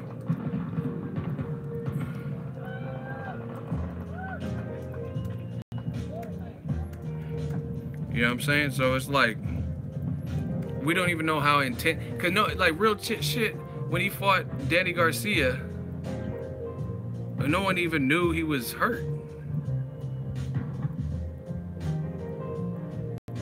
No one even knew he was hurt in that fight. I know I didn't.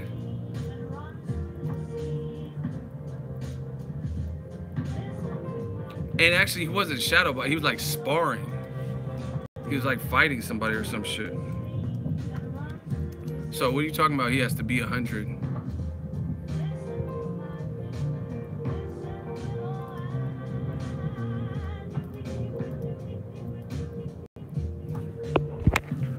New. His shoulder hurt.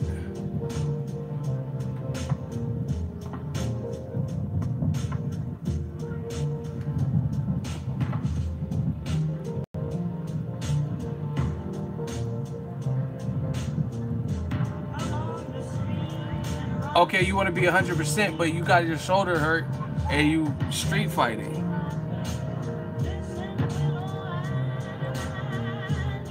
And I never heard him come out and say, hey, that wasn't me.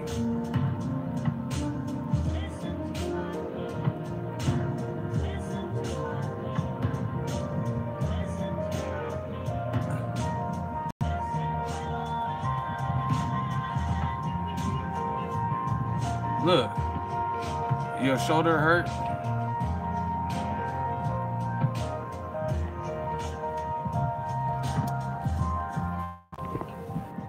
So, you know what I mean? What are y'all really talking about? And again,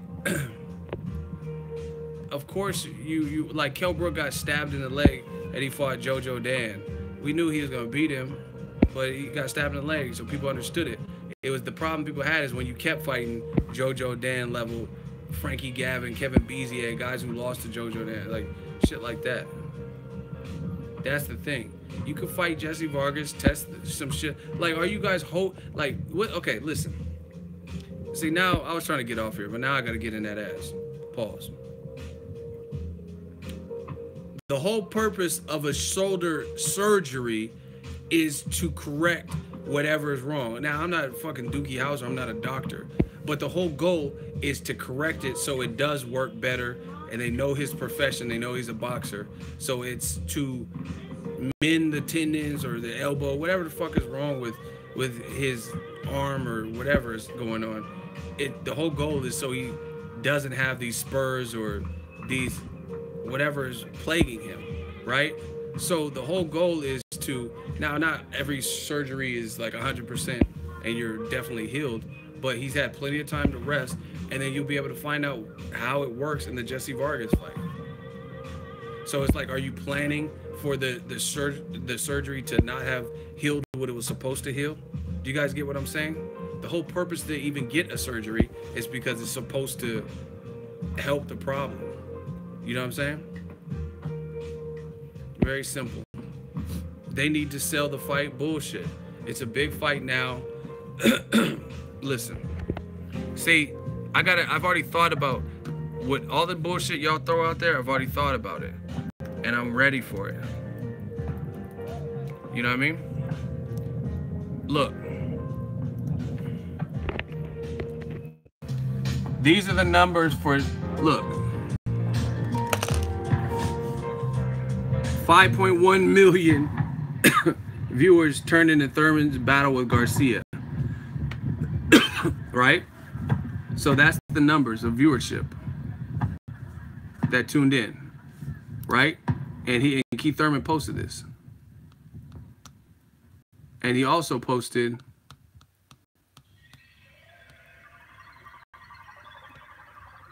hold on, I gotta find it.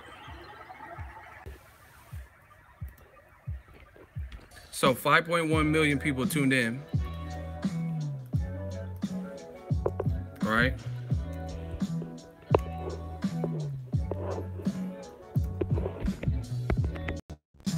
And this how many people? 16.5. Brooklyn Boxing's biggest crowd ever welcomed on March 4th Keith Thurman's victory over Danny Garcia. The event also set a record as the highest grossing non-nets sporting event in this venue's history. Right? See, this is how I'm breaking you boys up, man. New media style. I don't just talk this shit and talk about stuff without showing you. Now, here's my page, my Instagram, right? Shout out to Brooklyn. They sent the kid a care package. Shout out to my people at Brooklyn Boxing. This was a commemorative 5-year anniversary. Right? So let me put this in perspective for y'all. Shout out to my people at Brooklyn Boxing. In the 5 years, Keith Thurman and Danny Garcia set all those records, beat all those records for attendance, and then for viewership on cable, it did 5.1. So what are you talking about has to sell? You think that a fight with Errol Spence Jr. is going to be significantly less? You know what I'm saying? When Errol Spence is fighting January 20th at the Barclays, he's been at the Barclays for like other people's fights and shit, right?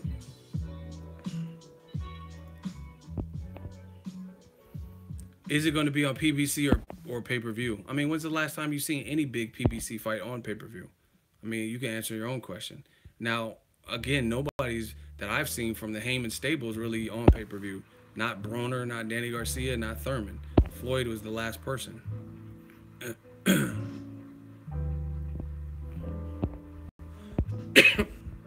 Boxing King, bruh, just stop saying he is ducking. Shit is mad annoying. Well, do something about it. What are you going to do? It's mad annoying. You ain't going to do shit. So you can't stop anything. I'm entitled to my opinion, as are you, and prove what I'm saying is wrong. If he's not avoiding the fight with Errol Spence Jr., then what is he doing to push for the fight? Very simple. It's very simple. What is he doing to push for the fight? Stop saying it. It's mad annoying. Well, it's just going to be mad annoying. Get the fuck off the channel. I'm just saying you putting up a bad rep on that man's name when he's a great fighter. You sound horrible. I never put up a bad rep on that man's name and all this extra shit. I don't think he wants to fight Errol Spence Jr. That's my personal opinion. And I didn't put no bad rep. I didn't put no bad juju. I didn't put no curse on him. So what are you talking about?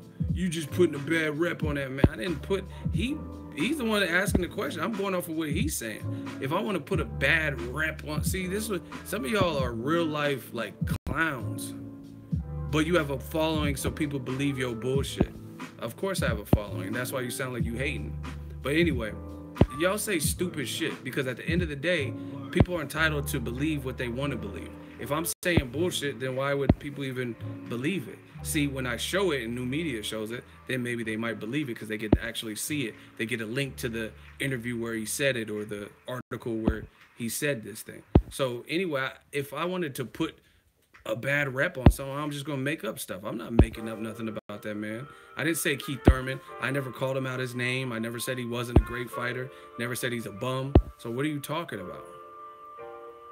You sound horrible. You sound like a fanboy. It's like, it's actually despicable. Thurman ducking, ha, please do Toasted Porter and Garcia and you still hating. Let's do a vote. Does Boxing King sound like he's proving me wrong or does he sound like a fanboy? Everybody type fanboy if he sounds like a fanboy. What are you really saying? How am I hating? What have I said? I'm telling you what he said.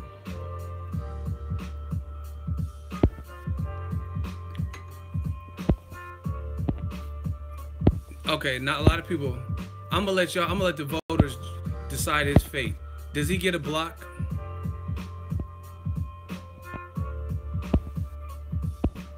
Why do we have to be patient in a great year of boxing, 2017, Why do we have to be patient? All right, they want me to block you. I'm not even wasting my breath. I got shit to do. Blocked. Hell, get out of here. Listen, they're like, stop saying this, but they're not proving you wrong. Again, I never lied on Keith Thurman. I never told y'all, oh, he said maybe not until 2019, and he didn't say this shit. Once again, why are boxing fans talking like promoters, where they're saying, yeah, we should wait till 2019? Who does that? What boxing fans say that they prefer to wait a whole nother year when the guys are ready? They should be ready now. Keith Thurman has more pro experience than Errol Spence does, and he has an amateur pedigree, so it's not like he just came out of nowhere. He was fighting Demetrius Andrade and all these other people in the AMs. No, they getting blocked. You wasting my time like that, you getting blocked. Listen, hit the like button. Some of y'all sleeping on the like button. It stayed at the same number. If y'all enjoying the stream, man, hit the like button. New media, we working, people.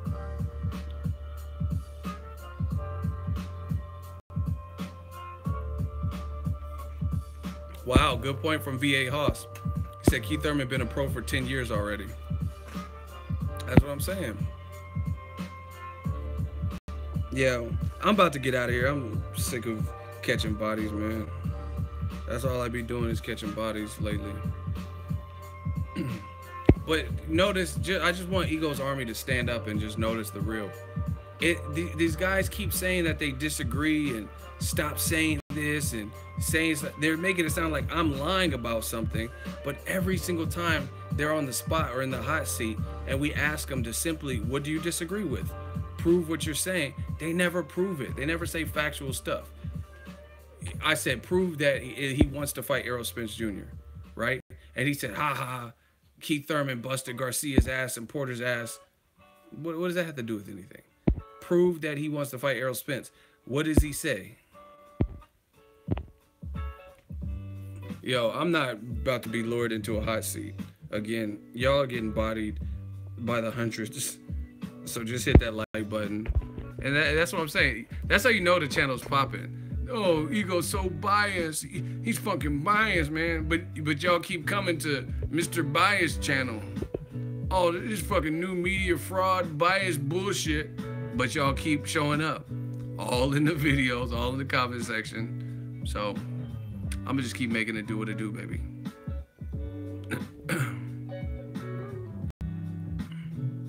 Yeah, if you don't understand the lingo, go to Urban Dictionary.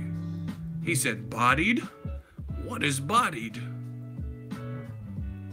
They keep showing to get bodied. Yeah, and that's the funny thing. And then I'm so biased, and then I battle them in the hot seat like gladiators, you know what I mean? True gladiator style.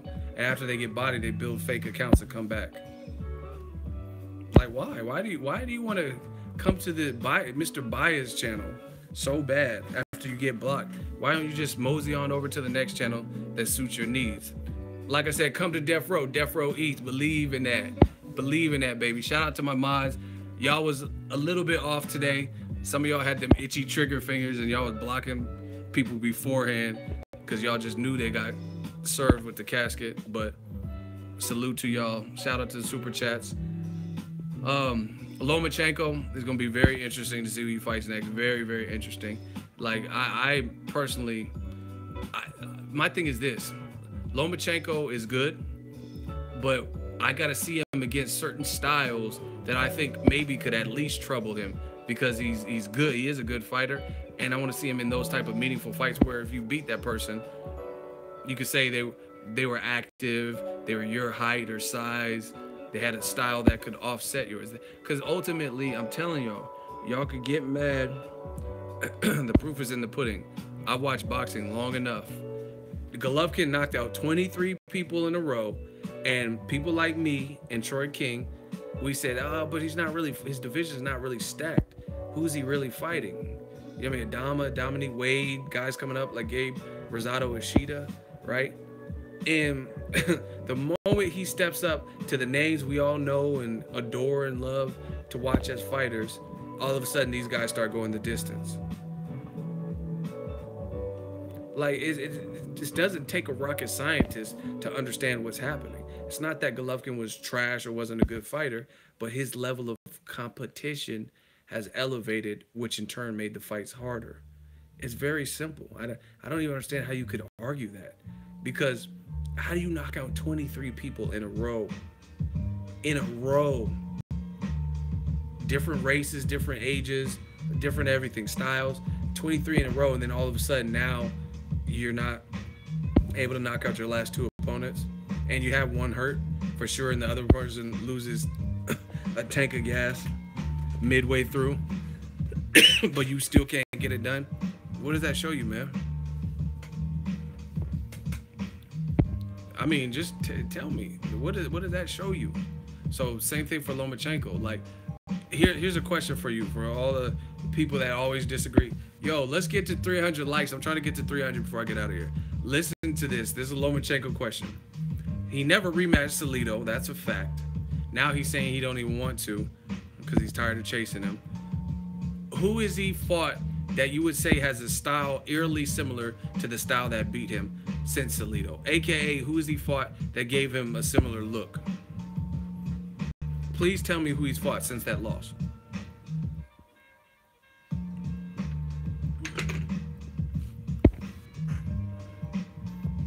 Who is, see how everyone goes deaf?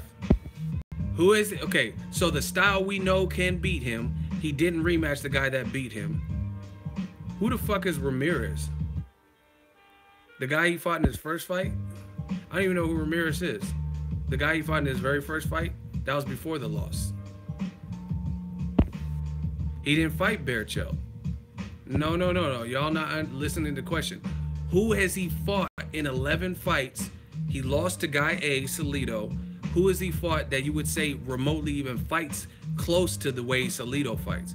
You know what I mean? Tough, won't give up, rough, rugged, dirty, Mexican style, whatever you want to call. Who has he fought since that? See, everybody's on the Keith Sweat shit. Nobody. I wanna you. Lomachenko. Look, everyone's saying nobody. See? Nobody. I agree. Not saying he hasn't fought some Gary Russell, good name, Rigondeaux, Nicholas Wall, but none of those styles were really. Gary Russell fights nothing like Salido. Nothing like Salido. So when has Salido been a speedster like Gary Russell that does 6-punch combinations? You know what I mean? Just fast. Like, they don't fight alike at all. Nicholas Walters don't fight like no fucking Salido. I mean, if he fought like Salido, why did he quit? Salido didn't quit. Salido got buzzed in the 12th round versus Lomachenko, but he didn't quit. Rigondeaux tried. It looked like he tried for the first round. Then Lomachenko's plan was working, and he just, fuck it. So that's what I'm saying. Like, okay, Broner is a perfect example. Broner fought Paulie Malignaggi, had a split decision. Paulie did good early because even though he's not a power puncher, he pressured Broner. He wasn't afraid of Broner, and he put a lot of pressure on Broner early. And Broner not letting his hands go enough, he's susceptible. Even what's the name? What's the guy? Ponce de Leon. You know what I mean? Those are good pressure fighters. That's the style that's giving Broner problems. Pressure fighters, right? Ponce de Leon. Paulie Malignaggi, not a big puncher, but he has heart, and he brought the pressure to Broner early, and then he kind of let Broner back in the fight. Maidana, obviously, his first loss. And then he did good, and then he got in there with the Sean Porter, who we could argue Sean Porter's style was a lot closer to Maidana's, like, you know what I mean, in terms of strength and pressure, staying at your chest and shit like that. And then he lost again.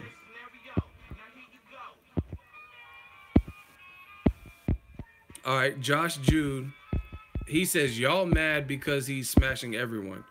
First of all, who's y'all? Second of all, he can smash whoever he wants, but people want to see him fight a meaningful fight, the meaningful fights that will prove where he's really at.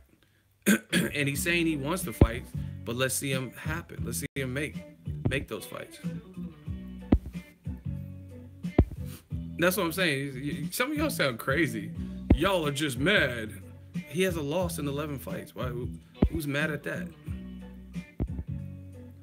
Josh What is 10 fights though? Well, okay, what do you mean 10 fights?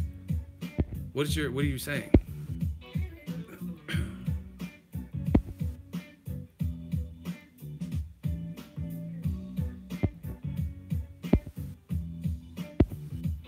See how they just disappear? They don't want no smoke. It's cool. All right, Josh, dude, let me put him in the hot seat. See, I got to make examples for you.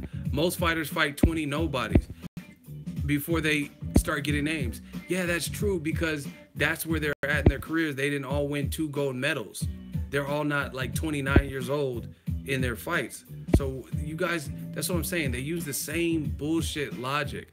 Lomachenko stayed an amateur for long enough to the point where now he's already, in essence, kind of has to play catch up. Kind of has to play catch up with his pro career. That's why he's fast tracked. You know what I mean? Because he is 29. Canelo's not even 29, and he has a better resume than Lomachenko. More fights, but that's because he didn't have 2 gold medals to get him ready for the pros. He was just scrapping in Mexico, in fucking Sinaloa or Guadalajara or wherever. You know what I'm saying? So everyone has a different path. Why do you guys keep comparing the dumbest of things? Lomachenko's path was to stay an amateur as long as he could, get 2 gold medals, get 400 plus fight. No shit, he's gonna be ready for the pro game because he has a style that transitions well to the pro game, and he has 403 fights before he even turned pro. So of course. So if the next person doesn't have that same pedigree, of course they're not going to be fighting the same level of competition in 10, 11 fights.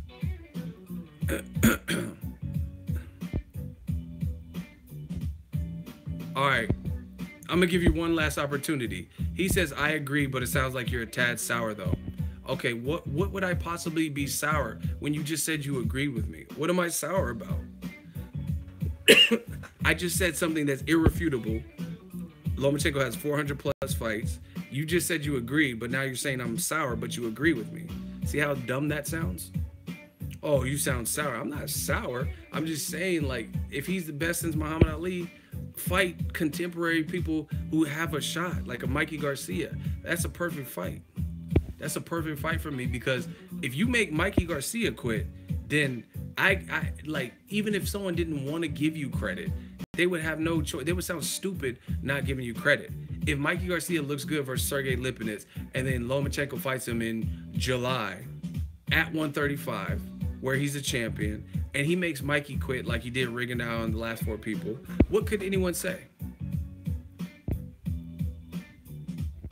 What could anyone say to be like, oh, that win don't make sense? They can't. Undefeated guy, a belt in 2 divisions. He's comes from a fight family. So again, if you were to beat someone like that, then that proves where he's at. Man, you're getting bodied. But you wanted this. I was trying to get off.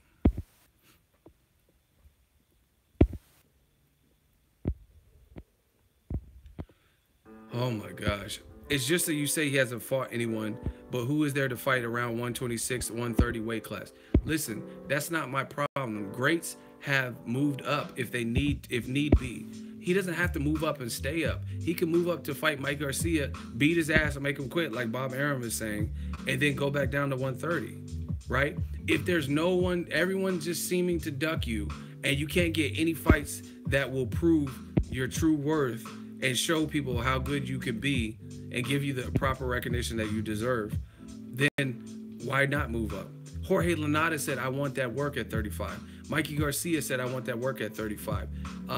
Jose Ramirez, if he beats Amir Mom, he said, I'll go down to 35 to fight him.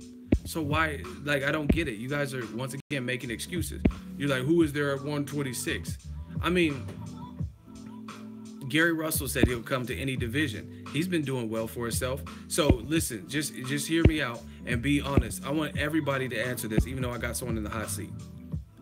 If it was up to you, Gary Russell, even though he clearly lost to Lomachenko, right? He clearly lost to Lomachenko, But since that point, just like Lomachenko, since that loss, it looks like he's doing better because he actually became a champion. Hey, yo, moderators, check on this dude, Theo Mohammed, and tell me, go look at his last comments and block him if need be, because he keeps putting extra stuff, and I don't know who he's talking to, and I'm not trying to disrupt my train of thought. Thank you. He's talking about how much is your cable package, and boom, I told you, and stupid shit. Anyway, I'm not, see, they want me to lose my train of thought so bad. I'm gonna ask y'all a real question. Be 100% sure. If you had the choice, even though Gary Russell clearly lost to Lomachenko, in my opinion, he's improved, and the proof is in the pudding that he's improved because he became a champion, just like Lomachenko. When Lomachenko lost to Salido, he's clearly improved since that point and learned from the message, right? Or learned from the loss, right? So if it was up to you, in your heart of all hearts, would you rather see a guy that got beat by Lomachenko at 130, Gary Russell Jr. fight him at 130 in a rematch, or Miguel Mariaga coming off a loss to Oscar Valdez where he got knocked down, and coming off a Nicholas Walters loss not too far before that, and moving up? So if a guy was moving up from 126 to 130, would you rather see a Gary Russell rematch or Miguel Mariaga? Be honest.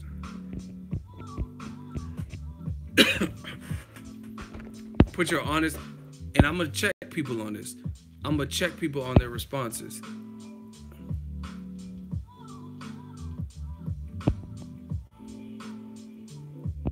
Look, everybody's saying Gary Russell Jr. I agree. I would rather have watched the Gary Russell rematch than to watch Miguel Mariaga coming off a loss. Because at least Gary Russell's not coming off a loss. And even though he clearly lost, but see, to me, that would be more, see, people, oh, you're hating on Lomachenko. I'm trying to help Lomachenko. If he fights the people that I think he should or can fight, he's going to get more props for it. You'll get more props beating Gary Russell, who's improved, just like you've improved since your loss. You'll get more credit beating him than a Miguel Mariaga. If anyone has to move up to 126, at least Gary Russell has looked better. You know what I mean? What the fuck has Mariaga done since Nicholas Walters lost again to Oscar Valdez, and he got knocked down in both of those fights? You know what I'm saying? And his name is not as big. So, like, that would have been, to me, that would have been a better Lomachenko fight, right? Okay, you called out Tank Davis. He don't look like he's trying to see you right now. He has his own plan. He's not ranked in the top 15 with the belt you have, the one belt, the WBO. What about Miguel Berchelt? What about, like I said, I the perfect scenario. Get a plane ticket to San Antonio, Texas, and pull up to Mikey Garcia's fight like Mikey Garcia pulled up to you when you were about to fight Mariaga and he pulled up to Lomachenko on the green screen room. What's wrong with that? That's good old-fashioned boxing. Go to Mikey's fight. I'm sure PBC will comp your tickets, you and Aegis or whatever, and go to the fight. Show him that you have an interest in fighting him next. You already called him out, so that's the next step. Like, for example, Luis Ortiz fought Daniel Martz, which was a very little fight, but it was a comeback fight. Who the fuck was in the crowd and doing commentary? Deontay Wilder, because he knows he wants to fight Luis Ortiz. He knows Joshua's probably fighting Joseph Parker, so he pulled up in Miami when he lives in Alabama, to my knowledge, and he pulled up to Luis Ortiz's fight. When Wilder fought Bermane Stiverne, the guy who was supposed to initially be there was Luis Ortiz, and guess who was in the fucking crowd? I was there. Guess who was in the crowd for Wilder Stiverne too? Oh yeah, that's right, Luis King Kong Ortiz. So if you really want to fight somebody, then that would be a perfect setup. Lomachenko, even though he's not on the PBC network, pull up to the Sergey Lipinets Mikey Garcia fight. I mean, and see, this is how I know what I'm saying is true, because Deontay Wilder knocked out Spilka, and Tyson Fury don't got shit to do with PBC, and Tyson Fury hopped his big ass in the ring, and he was yelling, "Hey, Deontay, Tyson Fury," right? So it's not like PBC, right? It's not like PBC is gonna not allow something like that. That's good for their ratings. So if Lomachenko, everyone knows who Lomachenko is, or at least in the boxing scene, you know what I'm saying? So Why doesn't Lomachenko do that?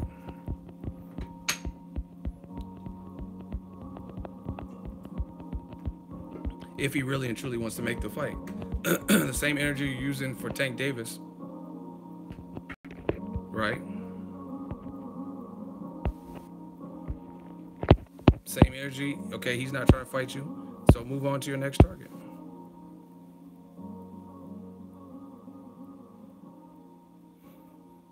Mikey's fighting in San Antonio, Texas.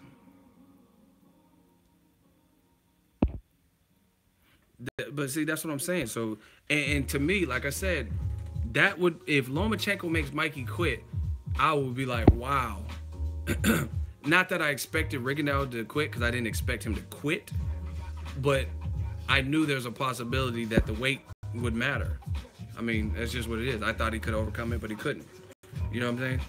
But Mikey's of adequate size. His head's big as fuck. You know what I'm saying? He's a power puncher, especially at 35. His power was there. He obviously had enough power to hold Broner from doing anything at 140, and we'll see what his power looks like versus Sergey Lipinets. You know what I'm saying? So it's like, those are fights where people would give Lomachenko a lot of credit, and you can't really take anything away from him if he were to fight those challenges. I mean, you can't say Mikey's too old because they're close in age. You can't say Mikey's too small because Lomachenko would be moving up. If Lomachenko makes Mikey quit if they fight, I'll donate $1,000 to Boxing Ego.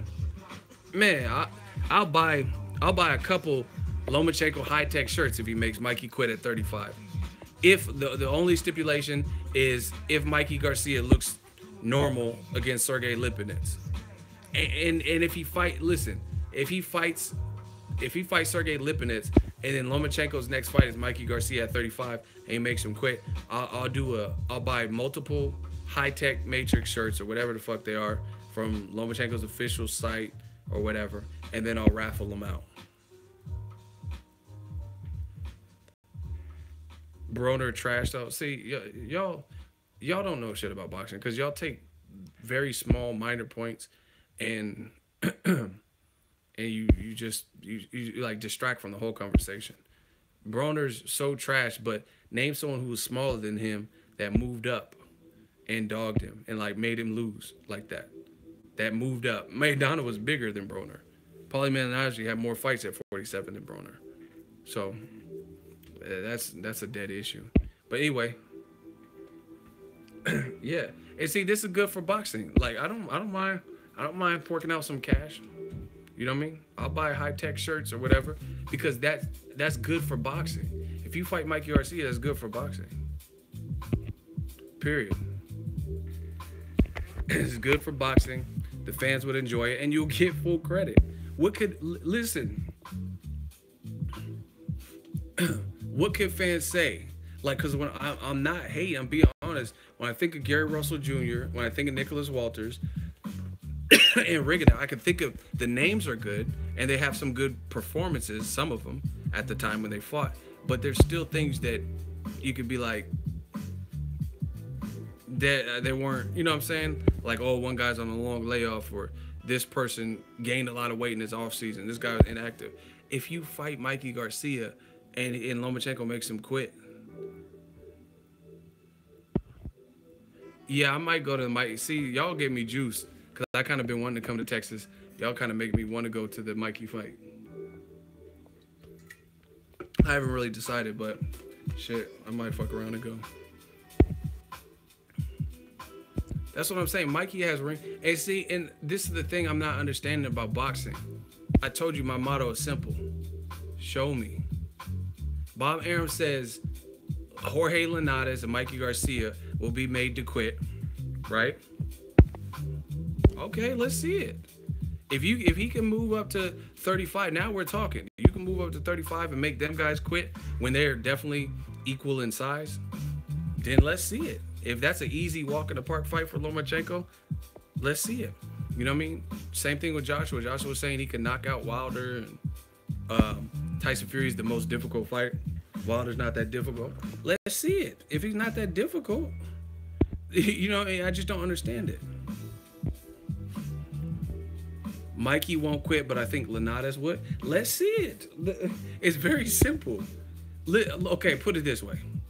You can't say shit about Mikey or Jorge Linares fights at 35 for Lomachenko, but then you were okay with seeing Miguel Mariaga coming off of a loss in a lighter division. See, this is what I'm talking about. They build up the fighter, which of course you're a promoter, you're gonna build him up or whatever, but they build him up to somewhat unrealistic proportions. And how come that fighter who's built to these proportions, when it comes time to people like me saying, hey, let's see it. Why doesn't Lomachenko have to do the same thing others have had to do in his last two fights to fight him? So, again, Miguel Mariaga moved from 126 to 130 coming off of a loss just months before the Lomachenko fight. He did it, scratched up Lomachenko's face a little bit, but he didn't do much else and he got stopped. Rigondeaux moved up 2 weight classes, got a poor purse, and he got beaten to submission and he quit. So why is it so unrealistic to see Lomachenko move up 1 division, just like Miguel Mariaga? No one's saying even 2, like Rigondeaux did, but we can't see that. That's what y'all should be asking Top Rank. Why can't we see that? Why can't we see that? Especially when Lomachenko himself, out his own mouth, called out Mikey Garcia. Like, why is that illegal to see? Like, everyone wants to focus on this Tank shit. That's cool. He called Tank out. He's trying to embarrass him. Fine. He doesn't look like he's getting a fight. So what about Berchelt? What about Linares, who said he will fight you? That's what I'm saying. Why focus on the people that don't have a belt, that haven't acknowledged that they want to fight you, when then there's champions in or around your division with belts, and they said they will fight you? Do you guys get the logic there? That's like when I was the manager at Lowe's, sometimes we needed associates to stay overtime for little projects and stuff. So if I'm a manager and I'm trying to get a crew of people and there's 10 people and 3 of them are like, yeah, me, I have no problem staying. I'll stay overtime. That's like me saying, hey, what about you? I know you don't want to stay overtime because you're trying to go out tonight or trying to go to the bar, but I'm gonna keep asking you to stay overtime when we got volunteers that want to stay overtime. That's the equivalent. Okay, you called out Tank for the money fight. He didn't oblige. Mayweather promotion didn't oblige. Call it what you want. Move on. Now maybe acknowledge one of these people you can fight. Miguel Berchelt, who will give you a belt if you beat him, and has a rugged style, very good body puncher. You know what I mean? Because it's gonna take some. You're gonna have to be tough. You're gonna have to throw punches against Lomachenko to beat him. Mikey Garcia, Linares, they said they would fight you. That's what I'm saying. It's really not difficult to understand any of these concepts that I'm saying.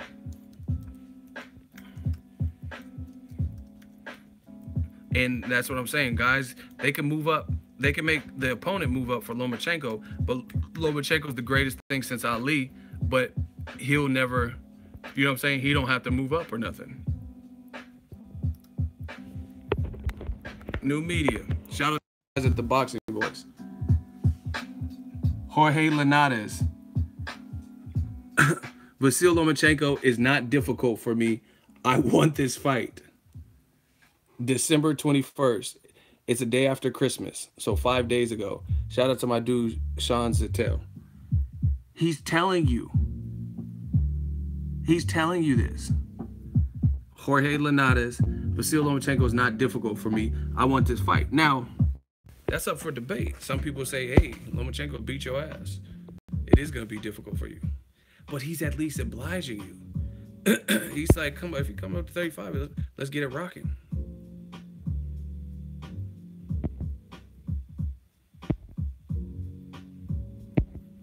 Somebody explain that to me. Jorge Linares can box. And listen. Oh my gosh. The other thing is, Chocolatito moved up 3 pounds and he struggled immensely. Carlos Cuadras, his eyes look like shit. He looked like a Buddha doll or some shit. Looked like a piggy bank or some shit. His eyes look all busted up. Like fortune cookies, all like tight and slim, right? And then he fought Rungvisai, lost, and then he fought Rungvisai again and lost even worse by stoppage. So, you know what I mean? If you guys really think Lomachenko will move up 5 pounds and everything is just gonna make everyone stop, then like I said, let's see it. I have to see that. I'm not saying he can't beat some of these guys, but I still have to see you do what you're doing to them and they're not fight. Robert Easter, another person. Robert Easter is fighting a guy moving up, Javier Fortuna, who had good power, kind of awkward, maybe even southpaw. I'm not really sure off the top of my head. So we'll see how he looks in that fight on the Earl Spence Peterson card. I'm telling you, the fight, and see, that's the thing. As good as Lomachenko is, I think his handlers know that. I think Top Rank knows that. That's why there's more of a let's keep attacking Tank, who's not obliging us, instead of talking about the guys that are like Jorge is. Hey, Lomachenko's not difficult for me. I want this fight. Look, and again, you could have your own fight prediction. Say Loma will beat Linares or not, but he's at least embracing the work and saying I'll fight you. You know what I'm saying? So it's simple. And I'm telling you, the media and Lomachenko's team, they're making it. They're putting a lot of pressure on Loma, and I'm gonna tell you real quick, a lot of pressure because for the simple fact that, okay, Boone Beyond the Wilderness says he needs to clean out 130 and let the M. See, no one has a problem with that. But just like Gennady Golovkin, when you open the floodgate and say, hey, we'll fight Chavez Jr. at 68, we'll fight Carl Froch at 168, and then Ward comes along and he's like, I'll fight you at 168. Come on, little G. You want to fight these two, and Ward beat one of them, but you don't want to fight Ward. He's like, hey, no, it's too much for me. You open the floodgate. So if Lomachenko wanted to stay at 130 and unify, then that's fine. But fighting Tank is not a unification. So you can't say he wants to stay and unify, because why is he putting the most pressure on a non-champion right now? And again, he called out Mikey Garcia. They said if you could fight anyone next, who you want to fight? He said Mikey Garcia. So you open the floodgate. So now the Linares and Jose Ramirez, they're like, hey, I can make 35, or I'm 35. So, I mean, it's just, they're putting a lot of pressure on Lomachenko, and it'd be very interesting. I don't want to see him fight some, like, random guy from Korea that no one knows or something. You know what I mean? Like Kishi Kaka, or, you know what I'm saying? Somebody we never heard of. Or Miguel Mariaga. He's clearly too good for that. You know what I'm saying? So that's my whole thing. Lomachenko opened the floodgate to 135. No one had a problem with him staying at 130, but he kept saying he wanted to fight Mikey at 35, and now the floodgate's open. Guys at 35 are going to call you out. And in fact, those fights, Robert Easter, Jorge Linares, Mikey Garcia, they're the best in the division. Those fights would prove more than a Miguel Mariaga, than a Jason Sosa, at least in my opinion. Someone said Jason Sosa was delivering pizzas before Loma. Actually, I thought you were trolling, but I remember seeing that on the HBO bio. He worked at a pizzeria or something. That's crazy. I thought you were just like fucking around at first, but I think you're actually right. He worked at a pizzeria.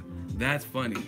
That's what I'm saying. Linares ain't working at no fucking pizzeria. Boxing is his full-time gig. Robert Easter, I'm pretty sure if I went to fucking Toledo Chicken Shack or Barbecue Shack, I'm pretty sure Easter ain't in there. Like, E-Bunny, hey, can I take your order? You know what I'm saying? Crazy. So that it's really, the pressure is Lomachenko is number one per ESPN, number one pound for pound. Bob Arum says he's the best since Ali. Dan Rayfield at ESPN says he can beat Prime Floyd or Pretty Boy Floyd, right? Lomachenko himself is calling out Mikey Garcia. You got to do something, baby.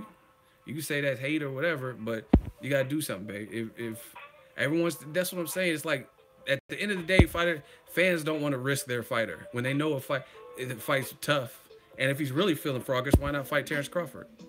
Fight Terrence Crawford. If you the best that boxing's ever seen, fight Terrence Crawford. Kell Brook attempted greatness, jumped up 2 divisions. Rigondeaux. See, everyone wants to laugh at Rigondeaux for quitting. Shit, put Lomachenko 2 divisions higher versus Crawford or so. You know what I'm saying? see how he would fare.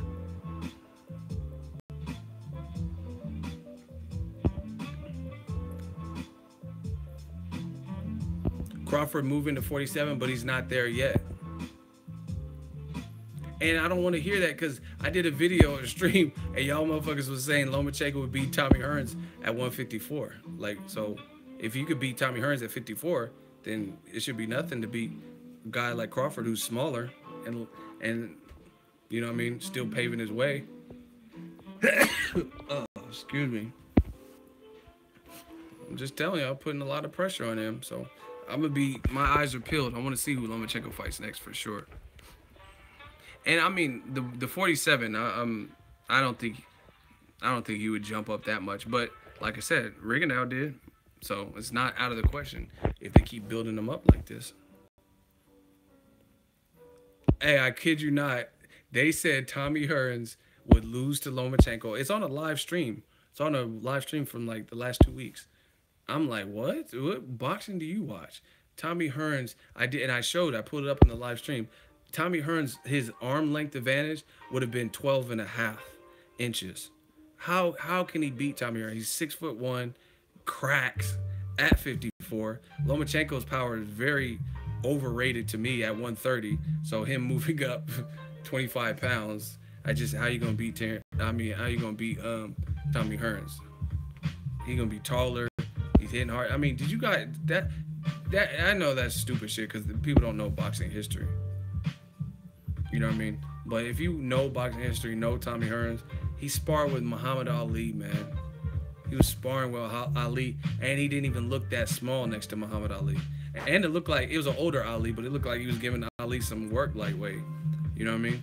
Let's see Lomachenko spar a heavyweight and see how he looks. Like, come on, man. He'll look super small next to any heavyweight. And that's just what it is. But if you know your history and you've seen what happened to Roberto Duran, a guy with a chin at 154 when he fought Tommy Hearns, then I don't even see how you would even bet. See, that's what I'm saying. These fans get so radical. I don't even think Lomachenko would say he could beat Tommy Hearns.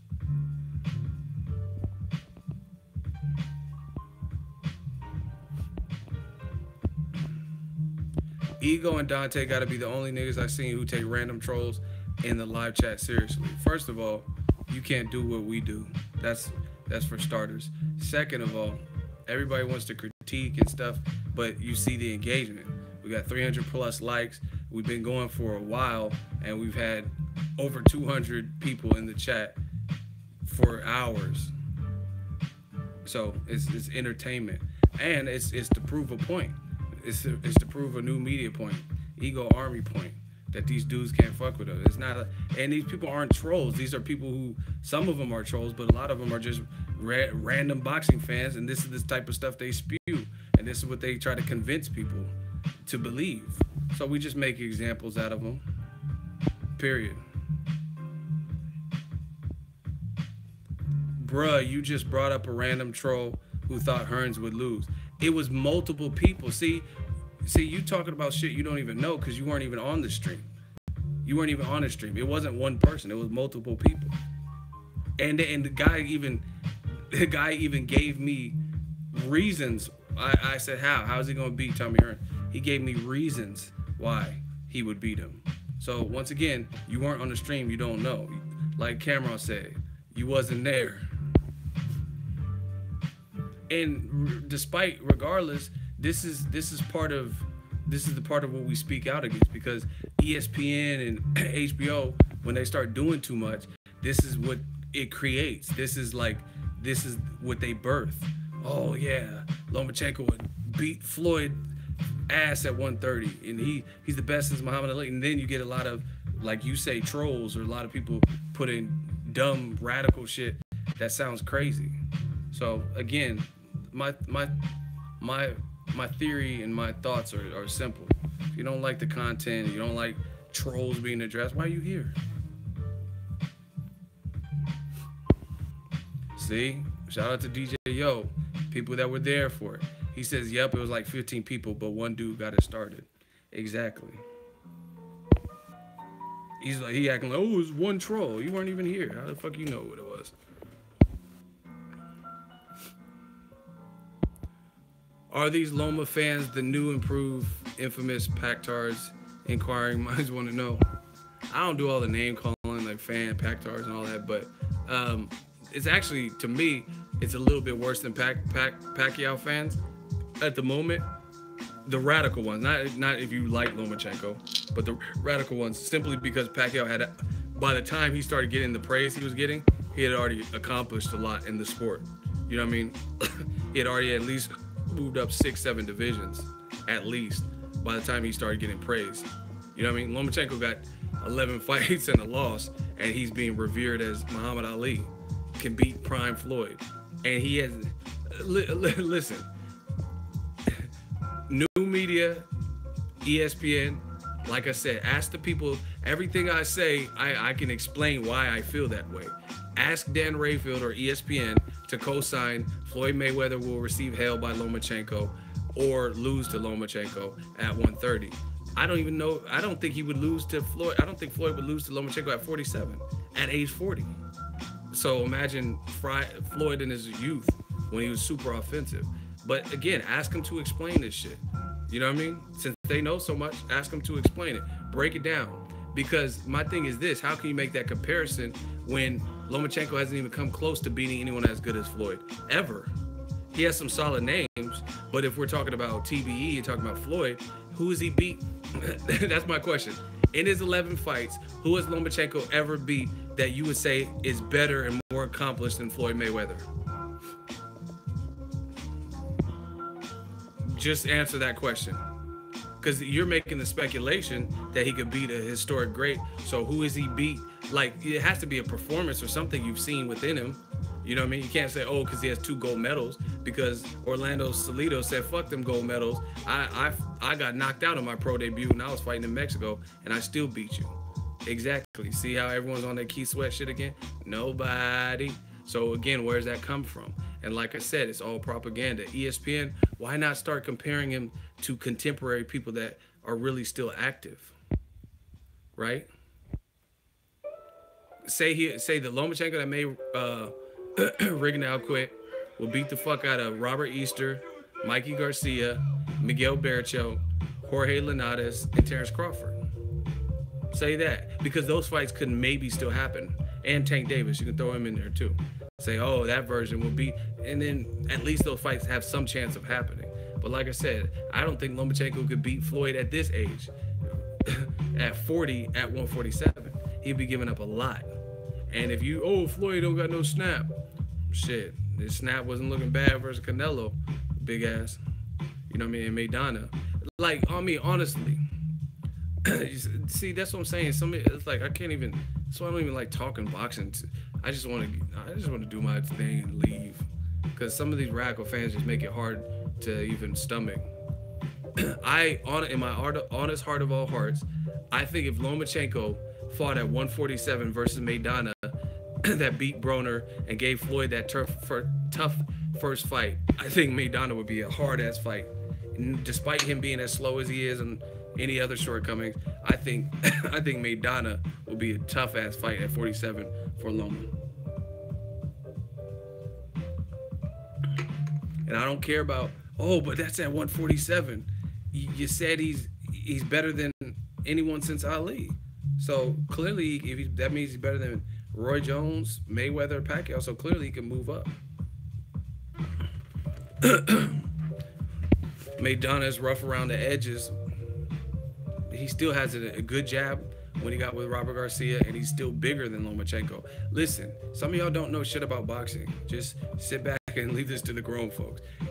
If you guys complained that Orlando Salido needed to be disqualified and he was fighting dirty, if Maidana fought Lomachenko like he fought Floyd in that first fight with a severe weight advantage, then what would you guys say? If Salido at 26 or whatever gave you issues and people, oh, but he fought dirty, what the fuck you think Maidana is gonna be like? And he's hitting harder than Salido because he's just bigger.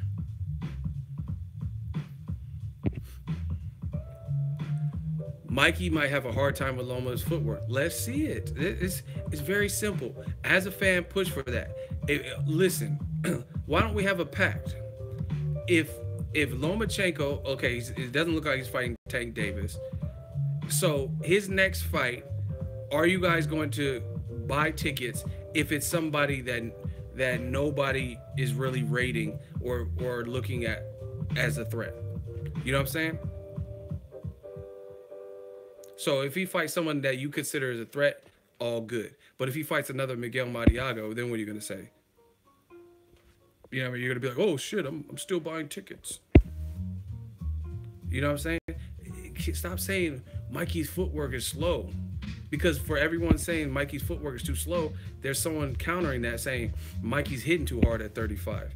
And Lomachenko will get knocked the fuck out. So that's why I said, let's see it. Let's see what will happen. Clash those two styles together, and let's get it cracking. And we can see what will happen. And then there's none of this, no speculation. We'll know. We'll have a definitive winner and outcome and get it rocking. But, I mean, a lot of you guys keep throwing these predictions out there. I was doing Canelo Triple G videos and 7 reasons Canelo beats Triple G. I had my thought. But people are like, oh, you don't know shit, and Triple G's going to knock Canelo out. I'd never seen one moment in there, even despite Canelo getting tired, where it looked like Canelo was on the verge of being knocked out. And I was there live. So what happened to all that? What happened to Danny Jacobs was getting knocked the fuck out by Golovkin? So, again, we got to see these fights. Because let some of y'all tell it, Danny Jacobs was getting knocked the fuck out and he stood no chance. Okay, good chin that Canelo. What about Daniel Jacobs? He had been stopped before.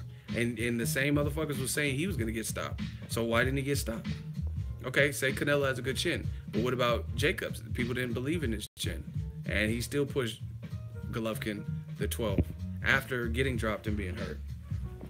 So once again, let's see it. If you guys have all this ambition, and Lomachenko, I'm not saying what he can or can't do. I want to see it. Let me watch it. Let me see him make Mikey Garcia quit and Linares quit. Simple. That's a new 2018 shit. Let's see it. I don't need to hear Bob Arum talking about, oh, Mikey, he'll quit like a bitch. Like, you know what I mean? There's nothing to talk about. Make the fight. Let me watch Mikey quit. And then I'll be like, whoa, Loma, kudos. You made all these people quit. You know what I'm saying? Simple. Who ain't scared? Mikey is 37-0. I mean, Mikey has good ring IQ. He has power. He's methodical.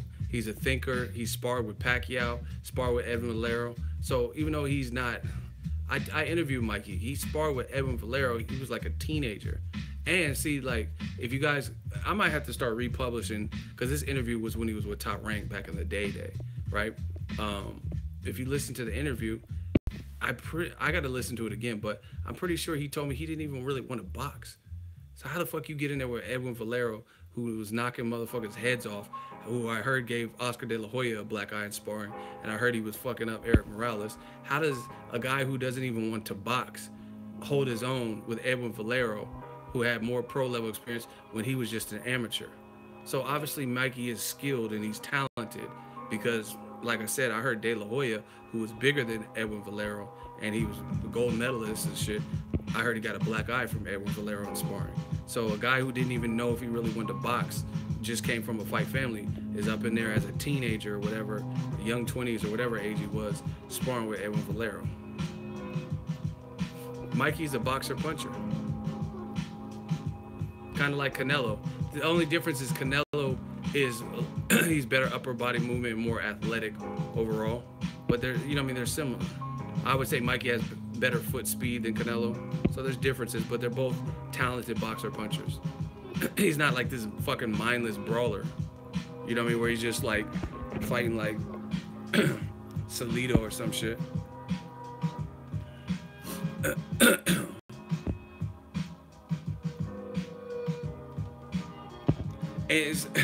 That's what I'm saying. Like, if Lomachenko is where they say he's at, then why are people so scared to see him in there? Like, People are giving him credit. For 11 fights, you did your thing. 2 gold medals, you did your thing. But why are those fans sound so scared? Like, the fighters y'all say I love, I never been scared. Ward, I never said he shouldn't fight Sullivan Barrera. I never said he shouldn't fight Kovalev twice. When have I ever said that? But let some of the Lomachenko radicals tell it. They're like, why should he fight Mikey? Mikey's too big, or who cares? Like, what? Mikey's sparring opponents are better than Loma's real opponents? Wow.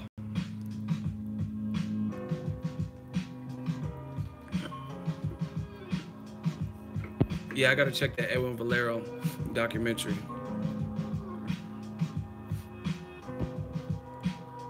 I don't say anyone is scared to watch Loma fight Mikey, LOL. See, you laughing, but laugh at this. Do you have a verified YouTube account with 100,000 or better? Do you have 80,000 people following you on Instagram and multiple platforms? Because if you don't, then who cares what you know or what you've seen, because you're not a factor in the game. So laugh about that. I have a platform that people go to, and I see the comments. And the reason I say it sounds like some of the fans are fearful is they're saying that Mikey will get tore out the frame. They're saying he'll get beat up and quit, but they're not really pushing for the fight. You know what I'm saying? Me, I'm like Ward can beat Kovalev. Not an easy fight, but I thought he could beat him. You know what I'm saying? So that's the thing. Everyone is same thing with Joshua Wilder. I keep reading Wilder will get his fucking noodle knocked out, and he'll get destroyed and knocked back to Alabama. Let's see it. There's no one that won't give Joshua credit. If he does all that, if he knock out Wilder, he will get credit. Same thing with Wilder beats Joshua. He'll get, let's see it. Media is hurting Lomachenko. This is what I'm saying. Like, there's applicable challenges for Lomachenko. Not saying these guys will all beat him or can't beat him, but it would at least give him a lot of credit for beating these guys, and it would show how good Lomachenko really is. Miguel Mariaga, those types of fights, not cutting it. Jason Sosa, it's not really cutting it. Like, listen, I did video, like, first look, Lomachenko, Jason Sosa. Not one person picked Jason Sosa. I don't know anyone that picked Jason Sosa to beat Lomachenko. But if Wilder fights Anthony Joshua, I know some people will pick Wilder. I know some people will pick AJ. You know what I'm saying? If Lomachenko fights Mikey Garcia, there will be people picking both. Some Loma, some Mikey. They're very simple people. That's what I'm saying. That's the mark. Same thing, Canelo Triple G, even in the rematch. Even though we got to watch him fight 12 rounds, some people still picking Triple G in the rematch. Some people still picking Canelo for the rematch, even though we already got to see him fight. So that's how you know it's the mark of a good fight. And it's simple. Loma's good, but I want to personally see Lomachenko against certain styles that I know has at least some sort of a chance to trouble him. If you're an inexperienced guy like Jason Sosa, working at a pizzeria, he had less than 10 amateur fights, then it's going to be hard for you to beat Lomachenko. You know what I mean? Or Reagan moving up 2 weight classes. Even though he had the brains and the skill, he just undersized or whatever. But again, if you do all this shit to Mikey Garcia, Jorge Linares, there's nothing anyone could say. They'll be like, wow, that was amazing. You know what I'm saying? So that there's certain fights that would align Lomachenko with greatness. You know what I mean? Or at least greatness for right now, for this time. He just has to fight them. But like Miguel Mariaga, that doesn't really prove nothing. You beat Nicholas Walters, who beat Mariaga, right? So what is beating Mariaga coming off of a loss to Oscar Valdez in the lower weight division? What does that really prove? What does that prove? Who picked Mariaga to beat? See, the only people that I would even imagine pick Jason Sosa or Miguel Mariaga is if they knew one of them personally, or they're from the same area, or they just hate Lomachenko, so that they're not being realistic and they're just like, oh, he's gonna lose because you want him to lose. But once again, if he fought Mikey Garcia, maybe even a Miguel Berchelt, there would be some people who could see it being interesting. Shit, even Gervonta Davis. But like I said, it doesn't look like Team Davis is on that path right now. But and they don't have a belt, so you can't force them. You can't pressure them.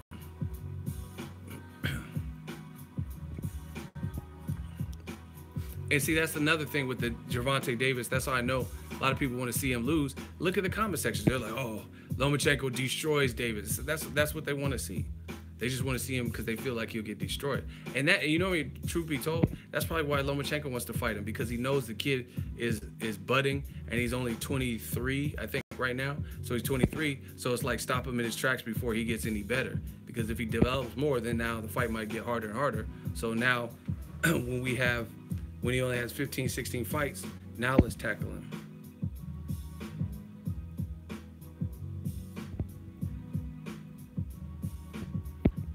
All right, let's do one. let's do one last hot seat. He says, which is exactly why Loma wanted to fight Mikey instead of Rigondeaux. But remember, y'all hounded Loma every day for that fight. Says he was scared. Remember? All right, you in the hot seat, my friend. Remember, Loma, he earned to move up, and Rigondeaux, and y'all said he was running to another weight. Let me body this man. First of all, you're full of shit, because if Bob Arum says, hey, fans, we can move Rigondeaux from 122, where he's champion, give him $400,000, move him up to 130, where he has no proven worth or fights there, and he's 37. If you could see this fight with Lomachenko or Mikey Garcia, and Lomachenko's moving up to 35 off of the Broner performance for Mikey Garcia, what would you pick? No one would have said anything about Rigondeaux. So you're lying.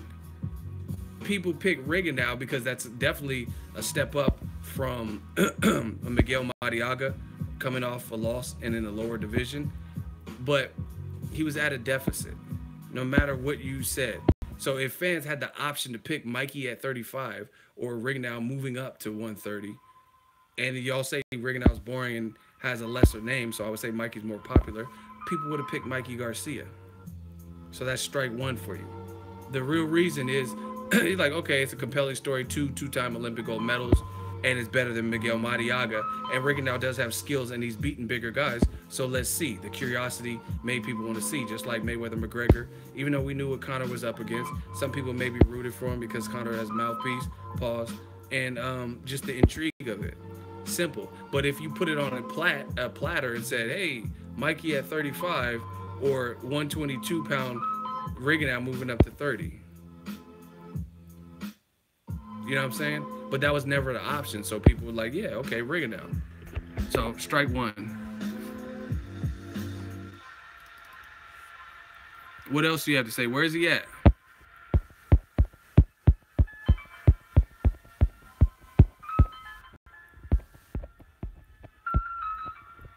Nice Sky, where you at? So it's been 2 weeks since he just beat down your pick of Rigo. You realize he need a couple more months until he gets another fight made? Y'all really want me to body this man? Okay, first of all, nobody's expecting the fight to be made next to Christmas. So that's a stupid point. Nobody say he has to have it. He just fought about you wanted him to. Listen, I was down for the bout because of the history of them and the amateurs, and he fought and he got past it. Why do you keep focusing on that? He already did the deed. He already beat Rigondeaux. Rigondeaux disappeared. He made him to quit. So we're looking at the future, like future fights for Lomachenko. So what you keep bringing up this Rigondeaux shit? Rigondeaux lost. Rigondeaux lost. Why do you like? I don't understand. So so we just have to sit and gloat and just talk about this win. Like we can't think about Lomachenko's future fights or anything. We just have to talk about the Rigondeaux fight. You know what I'm saying? Everybody already admitted he won. There's nothing you could say to take away that he won. So what are you talking about? People are concerned with the next move. And here's another reason. Y'all want me to body this man? Can I get a hell yeah? Now it's time to body you. I let you talk. I call my girl Nadia. It's time to body you.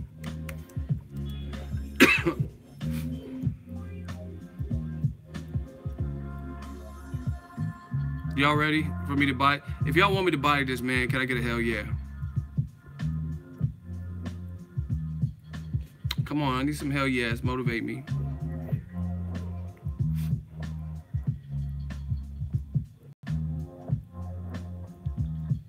All right.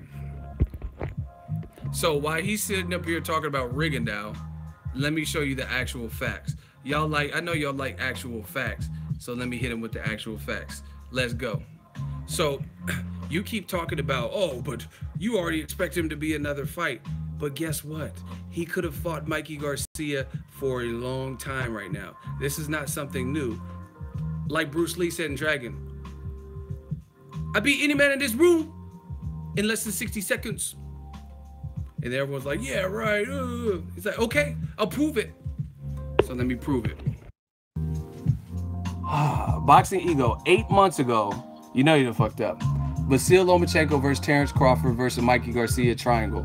And this was based on what Lomachenko had said about wanting to fight Crawford and Mikey Garcia. 8 months ago, I could have damn near had a baby, at least a premature baby in this time. Right? 4 months ago, Vasyl Lomachenko rips Mikey Garcia. He's not an A-class fighter. 8 months ago, I recorded this video, right? Oh, but wait, there's more. Oh, who did this? Breaking news. Okay. 1 year. Wow. Wow. It's amazing. Mikey Garcia opened to fight Vasyl Lomachenko, future at 135. 1 year ago. Right, we got more. Okay. Lomachenko. 5 months ago. Vasyl Lomachenko calls out Mikey Garcia. Again, no mention of Guillermo Rigondeaux. 5 months ago. So, is that enough proof? You keep saying the Rigondeaux fight that happened December 9th, but this has been brewing for a while. So before the Rigondeaux fight, before Rigondeaux even started taunting him, because Rigondeaux hasn't been taunting him for a year. I know that for a fact. So he hasn't been taunting him for a year. And I have a video from a year ago where Mikey and Loma were still engaging in words. What you mean I'm not sure? He said, Loma said the same thing. He wanted to fight Mikey. You look dumb. He said, look, I look dumb, but I look dumb, but I videos. Lomachenko calls out Mikey Garcia again 5 months ago. So let me get this straight. I look dumb, but I've made videos about Lomachenko calling out Mikey Garcia. So you're just corroborating what I've already done in the past, but I look dumb. Okay. Second of all, my point is, your initial point, you said basically, oh, you wanted him to fight Rigondeaux. Oh, Rigondeaux, how's he supposed to fight Mikey Garcia?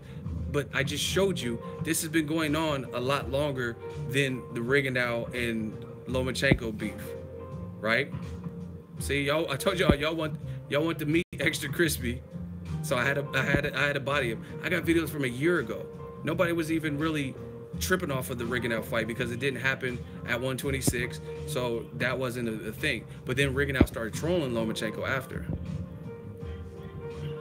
Oh, see, look, new media, Ego Army, stand up. Now he's saying Nice Guy is his rebuttal because he knows he's getting cooked extra crispy. Y'all wanted that extra crispy work. He says Mikey Garcia said he wanted to fight Yuri Gamboa. Did he ever fight him?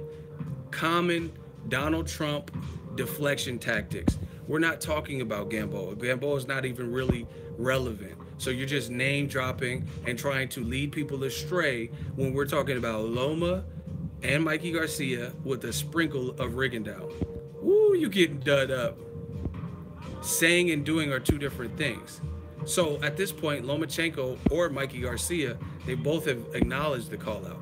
So once again, before the rigging out fight was even negotiated, he had opportunities to fight Lomachenko, but instead he fought Miguel Mariaga coming off of a loss. And then later, because I was at Canelo versus Triple G, I believe, when the Rigondeaux and Lomachenko fight got announced. Damn, nice skies, looking gray skies. The sky is falling. Everybody, let's vote. This dude's cooked. Oh my, look, he's desperate. He was fighting AB then. No, he wasn't, because I was at that fight. You're lying. So hold on. Listen, oh my, this how you know when motherfuckers getting cooked. This how you cook the meat well done. Hold on, save the L's. He trying to squirm. Mikey Garcia opened to fight Lomachenko, blah blah blah, 135, right? July 2nd, 2016. I just went, look, that's the date. July, that's the summer 16. I just went to Lomachenko. I just went to Broner versus Mikey Garcia, and that was this year. So how the fuck was he fighting Broner in July 2016? Wasn't Broner in jail or some shit at that point? So he was fighting Broner last year in 2016 in the summer when I just went to the fight this year. Look, I just went to the Broner fight 4 months ago. Damn, you get killed. You get killed. Look, this is me in New York 4 months ago.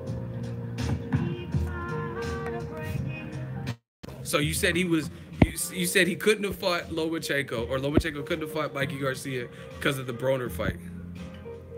Look, deflection. So why did you push for the Rigondeaux fight instead of Garcia? Common deflection. Let's vote now. This dude got bodied. Extra crispy, just how y'all like it. Put your L's up. Why would you keep pushing a Garcia fight? Everybody, he's squirming.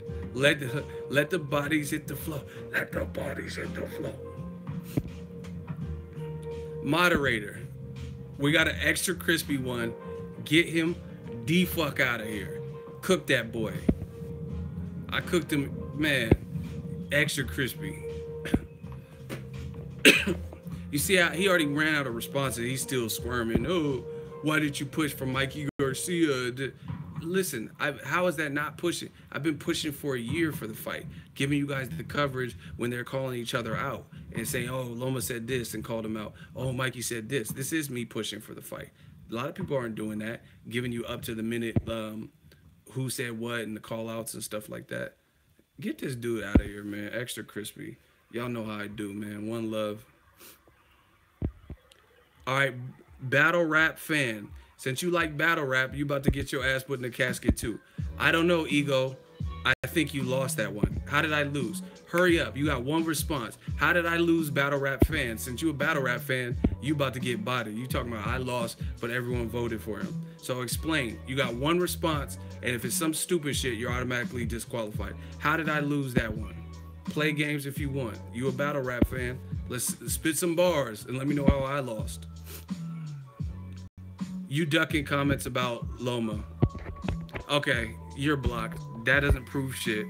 You talking about I duck comments. How didn't everybody block L? This shit is too easy, man. They want to beat me so bad. It's cool. He talking about I duck comments. I addressed what he said.